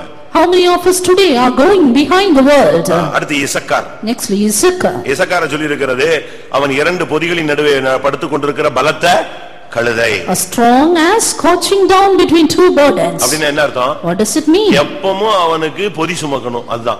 Always a burden bearer. ஒரு சிலர் பாருங்க எப்பவும் ஆபீஸ் ஓனர் ஃபாரின்ல இருக்கா நீ இங்க என்னவோ இந்த ஆபீஸ் முழுசும் உன் தலையில ஓடுற மாதிரி ஓடிட்டே இருக்கற. Some people all the time they run to the office. The owner is in the foreign country but he thinks he is the head of the. எல்லாரும் 5:30க்கு போய்டுவா இவன் கோயிலுக்கு கூட வர மாட்டான் 12:30 வரைக்கும் அங்க உட்கார்ந்து வேலை செய்வான். Everyone will leave the office at 5:30 but he will sit in the office till 12:30. Any time இப்படியே நீங்க burden ஏத்தி வச்சிட்டே இருக்க கூடாது. அதுதான் உன்னை வியாதியஸ்தனா மாத்துது. Don't keep striving with burdens that will make you sick.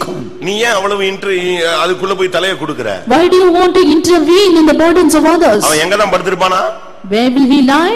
இரண்டு பொதி நடுவுல தான் போய் படுத்து கிடப்பான். வேற வீட்ல போய் படுக்கிற கழுதை கிடையாது. He is not at his house. இந்த கழுதை எங்க தான் போய் படுக்கும்? Where the strong ass is. ரெண்டு பொதியின் நடுவே படுத்துக் கொள்ளும் கழுதை. Between two burdens. அவங்களுக்கு கம்பெனினாலும் சரி ஆபீஸ்னாலும் சரி அப்படியே இவங்க முழுசும் உலகமே இவங்களுக்குள்ள ஓடிட்டு இருக்க மாதிரி நினைப்பாங்க. Company or office they think that whole thing is running on their head. அடுத்து தான் Finally Dan. அவன் வழியில் கிடக்கிற சர்ப்பம். He was a serpent on the way. அவனுக்கு எவனும் நிமிர்ந்து நடந்து போனா பிடிக்காது. அவனுக்கு எப்படியாவது தட்டி மல்லாக விழ வைக்கணும். அதுதான் அவனுடைய எய்மே. He doesn't like people walking erect but he want to sting at them and make them fall இந்த சபையில backward. வந்த பிறகு நீ சர்ப்பமா மாற கூடாது. After coming into the church don't become a serpent. இந்த சபையில சர்ப்பங்கள் தேவையில்லை. We do not want serpents in the church. சர்ப்பம் பிசாசுனுடைய ஆளுகை. Serpent is the dominion of the devil. நீ மற்றவங்களை இடற வைக்க கூடாது. You should not cause others to stumble. நீ மற்றவங்களை தடுமாற வைக்க கூடாது. You should not cause others to offend. நீ அது ஒரு தீர்மானம் எடுக்கணும். கர்த்தாவே என் நிமித்தம் யாரும் இடறலடைய விட மாட்டேன். Make a decision. Lord, I should not be a stumbling block to others. ரோமர்கள் நிருபத்துல அப்படி ஒரு வார்த்தை இருக்கு. A word like that in the book of Romans. தடுக்கலையும் விழுகையும் இடறலையும் வைக்க மாட்டேன் என்று நான் தீர்மானிக்கிறேன். I desire that I would not make a stumbling block or an offense. நீ இதுக்குள்ள வந்துட்ட பிறகு யாருக்கும் இடறலா இருக்க கூடாது. After coming into this you should not be a stumbling block to others. நீ சபைக்குள்ள வந்துட்ட பிறகு மத்தவங்களுக்கு இடறலா இருந்தா என்ன ஆகும்? After coming into the church if you are an offense to others what will happen? இன்னைக்கு अनेகர் மற்றவங்களுக்கு இடறலா இருக்கிறோம். Today many of us are a stumbling block to others. ஆவிக்குரிய ஜீவிதத்துல வந்துட்ட பிறகு நாம் தடுக்கல் இடறல் இதெல்லாம் போட கூடாது.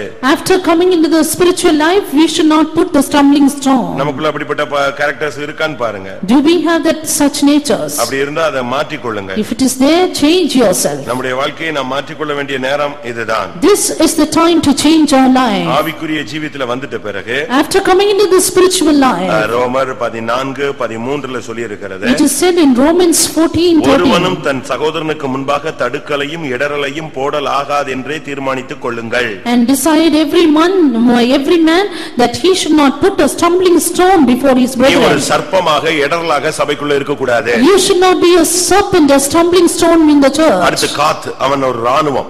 Gad, he is a troop. ராணுவ கூட்டம் அவன் மேல் பாய்ந்து விழும், முடிவில இவன் அதுல போய் விழுந்துட்டு இருப்பான். And a troop shall run over him, finally he shall overcome. உங்க வீடுலாம் எப்படி இருக்கு? How is your house? சில வீடு பாத்தீங்கன்னா மிலிட்டரி மாதிரி இருக்கும், பாத்துக்கீங்களா? Some people's house are like military. சில ஃபெய்த்தம் கூட மிலிட்டரி மாதிரி இருக்கும். Even some faith homes like that. இந்த ஊரடங்கு சட்டம் போட்டுருப்பாங்க 144. There will be a law 144 in the land. உங்க வீடு எப்படி இருக்கு? How is your house? எப்பவும் வார் டிக்ளேர் ஆயிட்டே இருக்கும். Is there a war declared ஒண்ணு always? புருஷன் மனைவியை சண்டை போடுவாங்க, இல்ல மனைவி புருஷன்ட்ட சண்டை, இல்ல பிள்ளைகள் பெற்றோர்ட்ட சண்டை, இல்ல பக்கத்து வீட்டுல சண்டை. எதையாவது ஒரு ராணுவம் தான் அங்க நடந்து மிலிட்டரி மாதிரி கார்கில் ஏரியா மாதிரி இருக்கும். Quarrel between husband and wife, parents and children, and or between the neighbors. இருக்கா? Is that there? ஒரு சிலர் சிரிக்கிறத பார்த்தா நம்மள தான் சொல்றாருன்னு புரிஞ்சுக்கிட்டீங்கன்னு நினைக்கிறேன். Some smile, it seems that they have understood that what I am speaking is for them. நீங்க இந்த காத்துடைய ஆவியை பிடிக்காதீங்க. Please do not have the spirit of Gad. எப்பவும் ராணுவ போராட்டம் தான். It is always a military coup. இல்ல பையனை தான் சைடுல எடுத்துருவாங்க, பொண்ணு இன்னொரு சைடுல போய்டும். இப்படி அங்கேயே ஒரு இருக்கிற நாளும் 3 குரூப்பா மாறிடுவாங்க. And they all go in different direction, finally turn into 3 groups. ஏன்னா பையன் வந்து அவர் மாதிரி இருக்கானா, பொண்ணு இவங்கள மாதிரியே இருக்கான். Boy will not be like this, like them, but girl will be like them. பாருங்க முகம் இதெல்லாம் அவரை மாதிரியே அப்படியே பிறந்திருக்கான் பாருங்க. அவரை மாதிரி பிறக்காம வேற யாரு மாதிரி பிறப்பான்? See how he is born, he is having the same face, then how can he be else? உடனே அவன் மாதிரி பிறந்ததனால அவங்க சைடு, இவங்க மாதிரி பிறந்ததனால இவங்க சைடு, கடைசி வரைக்கும் இப்படியே வச்சு குடும்பத்தை ரெண்டா வைக்கிட்டே வருவாங்க. They all the time keep grouping their house, and they have divisions. இந்த ஆவிகளுக்கு எல்லாம் இடம் கொடுங்க, இடம் கொடுக்காதீங்க. Let us not give place to that spirit. Asher, finally Asher. ஆசேருடைய ஒரே மைண்ட் சாப்பாடு தாங்க. Asher, his only thought is about food. ஆகாரம் கொழுமையானதாக இருக்கும். His bread shall be royal. உங்களுடைய வீட்ல சாப்பாட்டுல ஜெயிச்சவங்க எல்லாம் கை வைத்துங்க பார்க்கலாம்னு சொன்னா எத்தனை பேர் கை வைத்துவீங்க தெரியாது. How many of you have overcoming in food? சாப்பாட்டை ஜெயிச்சிட்டீங்களா? Have you overcome your food habits? சாப்பாட்டை ஜெயிச்சாதான் நம்ம பரலோகத்துக்குள்ள போக முடியும். Only if you overcome food habits we can go to your heaven. நமக்கு வந்து இந்த கொழுமையான ஆகாரம், our food should be fat, they think. இப்ப நம்ம வந்து வீட்ல அநேகமா சாப்பிடுறதே இல்ல, எல்லாரும் ஹோட்டல்ல சாப்பிடுறதுக்கு வந்துட்டாங்க. Many of us do not eat in the houses, they go to hotels. வீட்ல சாப்பிட்டு இளைச்சு போயிட்டாங்க. They are tired of eating at homes. நீங்க யோசிச்சு பாருங்க. You just think over. சாப்பாட்டுல உங்களுக்கு ஜெயம் கிடைச்சிருச்சா? Do you have the victory over your food? சமஸ்த இஸ்ரவேலின் மேல் ஜெயம்ன உடனே பிசாசு செய்வனை ஏவல் தகடு இதெல்லாம் அப்படி இல்ல. கேரக்டர்ல உனக்கு ஜெயம் கிடைச்சிருக்கணும், சாப்பாட்டுல ஜெயம் கிடைச்சிருக்கணும். Victory over all Israel is not just the victory over the devil and the witchcraft, but you have to have an overcoming life in food. அவனுடைய ஆகாரம் கொழுமையானதா இருக்கும். ராஜாவுக்காக அவன் ருசிகரமான பதார்த்தங்களை ரெடி பண்ணுவான். His bread shall be fat and he shall yield royal dainties. சாப்பாடு ஜெயிச்சிட்டீங்களா? Have you overcome your food habits? எத்தனை பேர் ஜெயிச்சிருப்பீங்க? How many of you have overcome? நீ சாப்பாட்டை ஜெயிக்கலனா சுகரை கொண்டு வந்து கடைசில கோதுமையில நிப்பாட்டுவார். If you don't overcome, finally he will put you to sugar and stop you in wheat. அவரே கொண்டு வந்து உன்னை கடைசில வாயை கட்ட வச்சிடுவாரு. And finally he will make you to shut your mouth.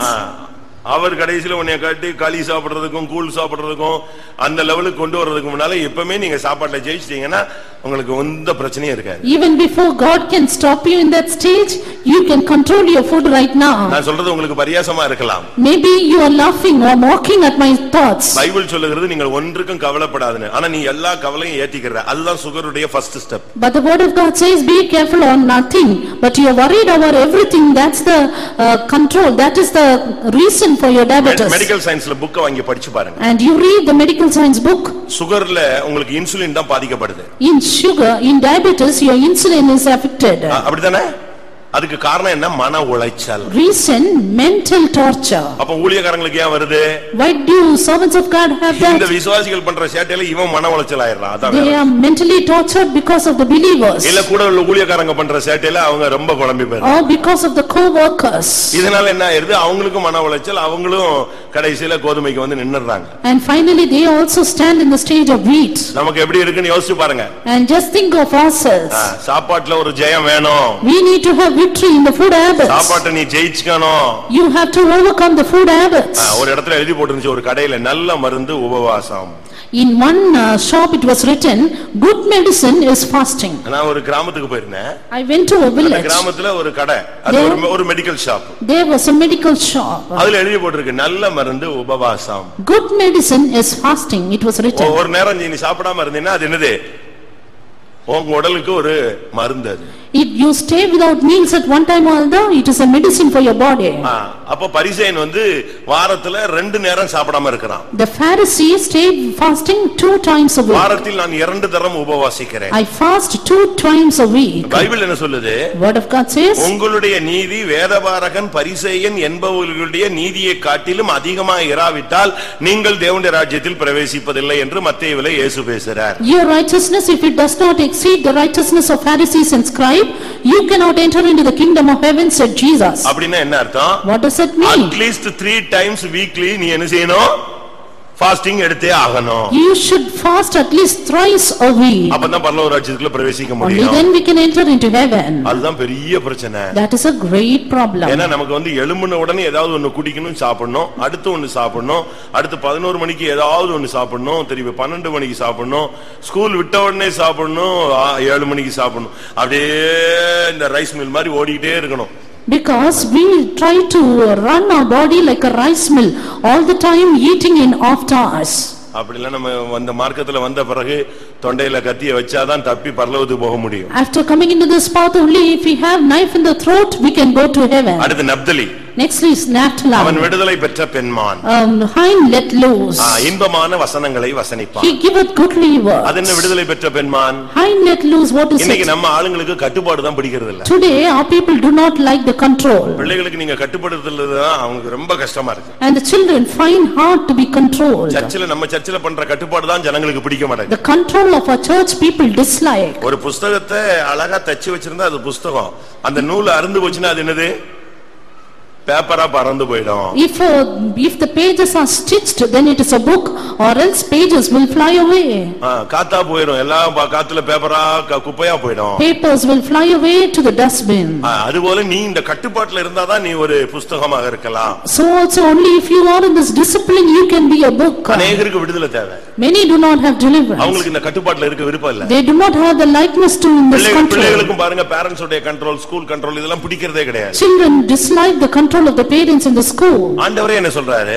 What is the Lord himself saying? குஞ்சுகளை கூட்டி சேர்க்க வண்ணமாக நான் உன்னை என்னிடத்துல கூட்டி சேர்க்க விரும்புகிறேன் தான் சொல்றாரு. கோழியோட துரத்தி விடுற மாதிரி துரத்தி விடுறேன்னு சொல்லலையே. He said, I would like you to gather you as the hen with the chicks. உனக்கு வந்து கட்டுப்பாடு தேவை. You need a control. கட்டுப்பாடு இருந்தாதான் ஒரு இடத்துல ஒரு தெய்வீகம் உண்டாகும். Only then divinity will be formed in a thing. Naphtali விடுதலை, அவனுக்கு விடுதலை தேவை, அவனுக்கு சுயாதீனம் தேவை. ஏன் பார்த்தா என்ன, ஏன் போனா என்ன, ஏன் செஞ்சா என்ன, ஏன் அப்படி போனா என்ன, இப்படிலாம் அதெல்லாம் இந்த எடுத்தெறிஞ்ச பேச்சுகள் எல்லாம் ஆவிக்குரிய வாழ்க்கைக்கு உதவாது. Naphtali desired a deliverance of free will, of freedom, and such things are not meant for Christianity. அடுத்து இன்பமான வசனங்களை வசனிப்பான். Nextly he giveth goodly words. அது எதை காண்பிக்கிறது? What does that show? பேசிட்டே இருக்கிறது. All the time keep talking. அம்மா பாட்ட பேச மாட்டான். ரோட்ல எங்கேயாவது நெட் சேட் செல்லு, அவனுக்கு உட்கார முடியாது. Not to the parents, but they all the time talk over the mobile phones இங்க and chat. உட்கார்ந்துகிட்டே மெசேஜ் தான் டைப் பண்ணிட்டே இருக்கான். யாருக்கு? எங்கேயோ ஒருத்தன் உட்கார்ந்திருப்பான், அவனுக்கு இந்த மெசேஜ். எதுக்கு அப்படிலாம் நீ ஒண்ணும் பெரிய ஹோலினஸ் கிடைக்கிறது இல்ல. While here itself, in the service itself, they keep on sending messages. நீ இங்க வந்துட்ட பிறகு செல்ல வீட்ல போட்டு வா. After coming here, keep your cell phone at home. அத தூக்கிட்டே வந்துறாரு. Do not bring it to the church. இங்க வச்சிட்டு அத தூக்கிட்டே அப்படியே ரோட்ல போக வேண்டாம். And with that they keep on speaking in the road. கொஞ்ச நேரம் தேவ சமூகத்துல உட்காருங்க, ஃப்ரீயா உட்காருங்க, மைண்ட ரிலாக்ஸ் பண்ணுங்க. Sit in the presence of God, relaxing your mind. நப்தலின் சொன்னா இன்பமான வசனங்கள். எப்ப பார்த்தாலும் சிரிச்சிட்டு பேசிக்கிட்டு ரோட்ல கூட எதிர வர்ற அம்மா அப்பா கூட தெரியாம பேசிக்கிட்டே தூண்ல பேசிட்டு போனமே போயிட்டே இருப்பாங்க. Some people all the time keeps smiling and laughing and talking and mocking.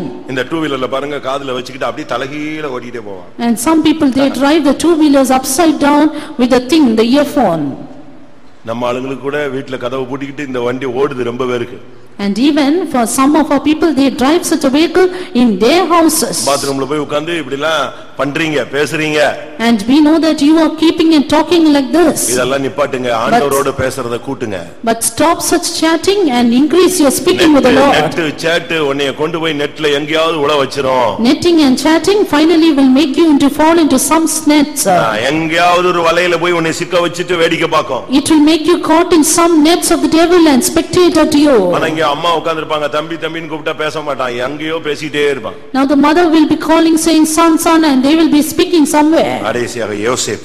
Finally Joseph. யோசேப்பினுடைய கேரக்டர்ல உள்ள ஃபால்ட் என்ன தெரியுமா? The fault in Joseph's life. அவன் அவ்வளவு வெறும் சேர்ந்து அடிச்சு கொல்லணும்னு ட்ரை பண்ணதுக்கு காரணமே என்ன தெரியுமா? You know why those people tried to beat him and தன் சகோதரனுடைய குற்றத்தை தகப்பனிடத்துல சொல்லிக்கிட்டே இருக்கார். Because he kept on telling the fault of his father to the father. யாருடைய குறையாவது பேசிட்டே இருக்கார். All the time speaking the fault of someone else. ஆனா ரொம்ப ஸ்பிரிச்சுவலான ஆள் தான், பரிசுத்தம்னா உயிரை கொடுத்துருவான். ஆனா அவனுக்கு எதையாவது ஒன்னு சொல்லாம இருந்தா அவனுக்கு தூக்கம் வராது. Highly spiritual, he gave his life for holiness, but he cannot sleep without telling the fault of anyone. அடுத்து பென்யமீன் கடைசி ஆளு. Finally Benjamin, அவன் பீறுகிற ஓநாய், a ravening wolf. யாரும் நெருங்கவே முடியாது. Nobody can come nigh. யாராவது அவங்கிட்ட போய் ஏமா ஏப்பான்னு சொல்லிட்டா போதும், பிரிச்சு போதறிடும். If somebody will come to speak, then he will only raven at them. மனுஷர் அண்டாத பிறவிகளாக நாம இருக்க கூடாது. We should not be the people other than the birth of man. இந்த சமஸ்த இஸ்ரவேலின் மேலும் இந்த அபிஷேகத்தினால் அவனுக்கு ஜெயம் கிடைத்தது. And by this anointing he got the victory over all Israel. ஏனென்றால் அவன் தேவனுக்காக அபிஷேகம் பண்ணப்பட்டவன். Because he was anointed just for the Lord. அவனுக்கு தான் கர்த்தர் சொல்றார், நான் உனக்கு நிலையான வீட்டை கட்டுவேன். And therefore the Lord says, I will build you an house everlasting. மூன்றாவது கட்ட அபிஷேகம் அவனை ஜெயாலியாக மாற்றி நிலையான வீட்டுக்கு கொண்டு போனது. The third stage of anointing made him stable and took him to an everlasting house. எல்லாரும் கண்களை மூடுவோம். Let us all close our eyes. இப்போ எந்த அபிஷேகம் உங்களுக்கு வேணும்? எந்த அபிஷேகத்துல நீங்க இருக்கீங்க? Which anointing do you want? In which stage of anointing you are? நல்லா நோட் பண்ணிருக்கீங்க, வீட்ல போய் கொஞ்சம் அசை போடுங்க. You have noted it down, therefore chew it in your heart. அசை போடும் பிராணி சுத்தம் உள்ளது, அசை போடாதது சுத்தம் இல்லாதது. That which is chewed,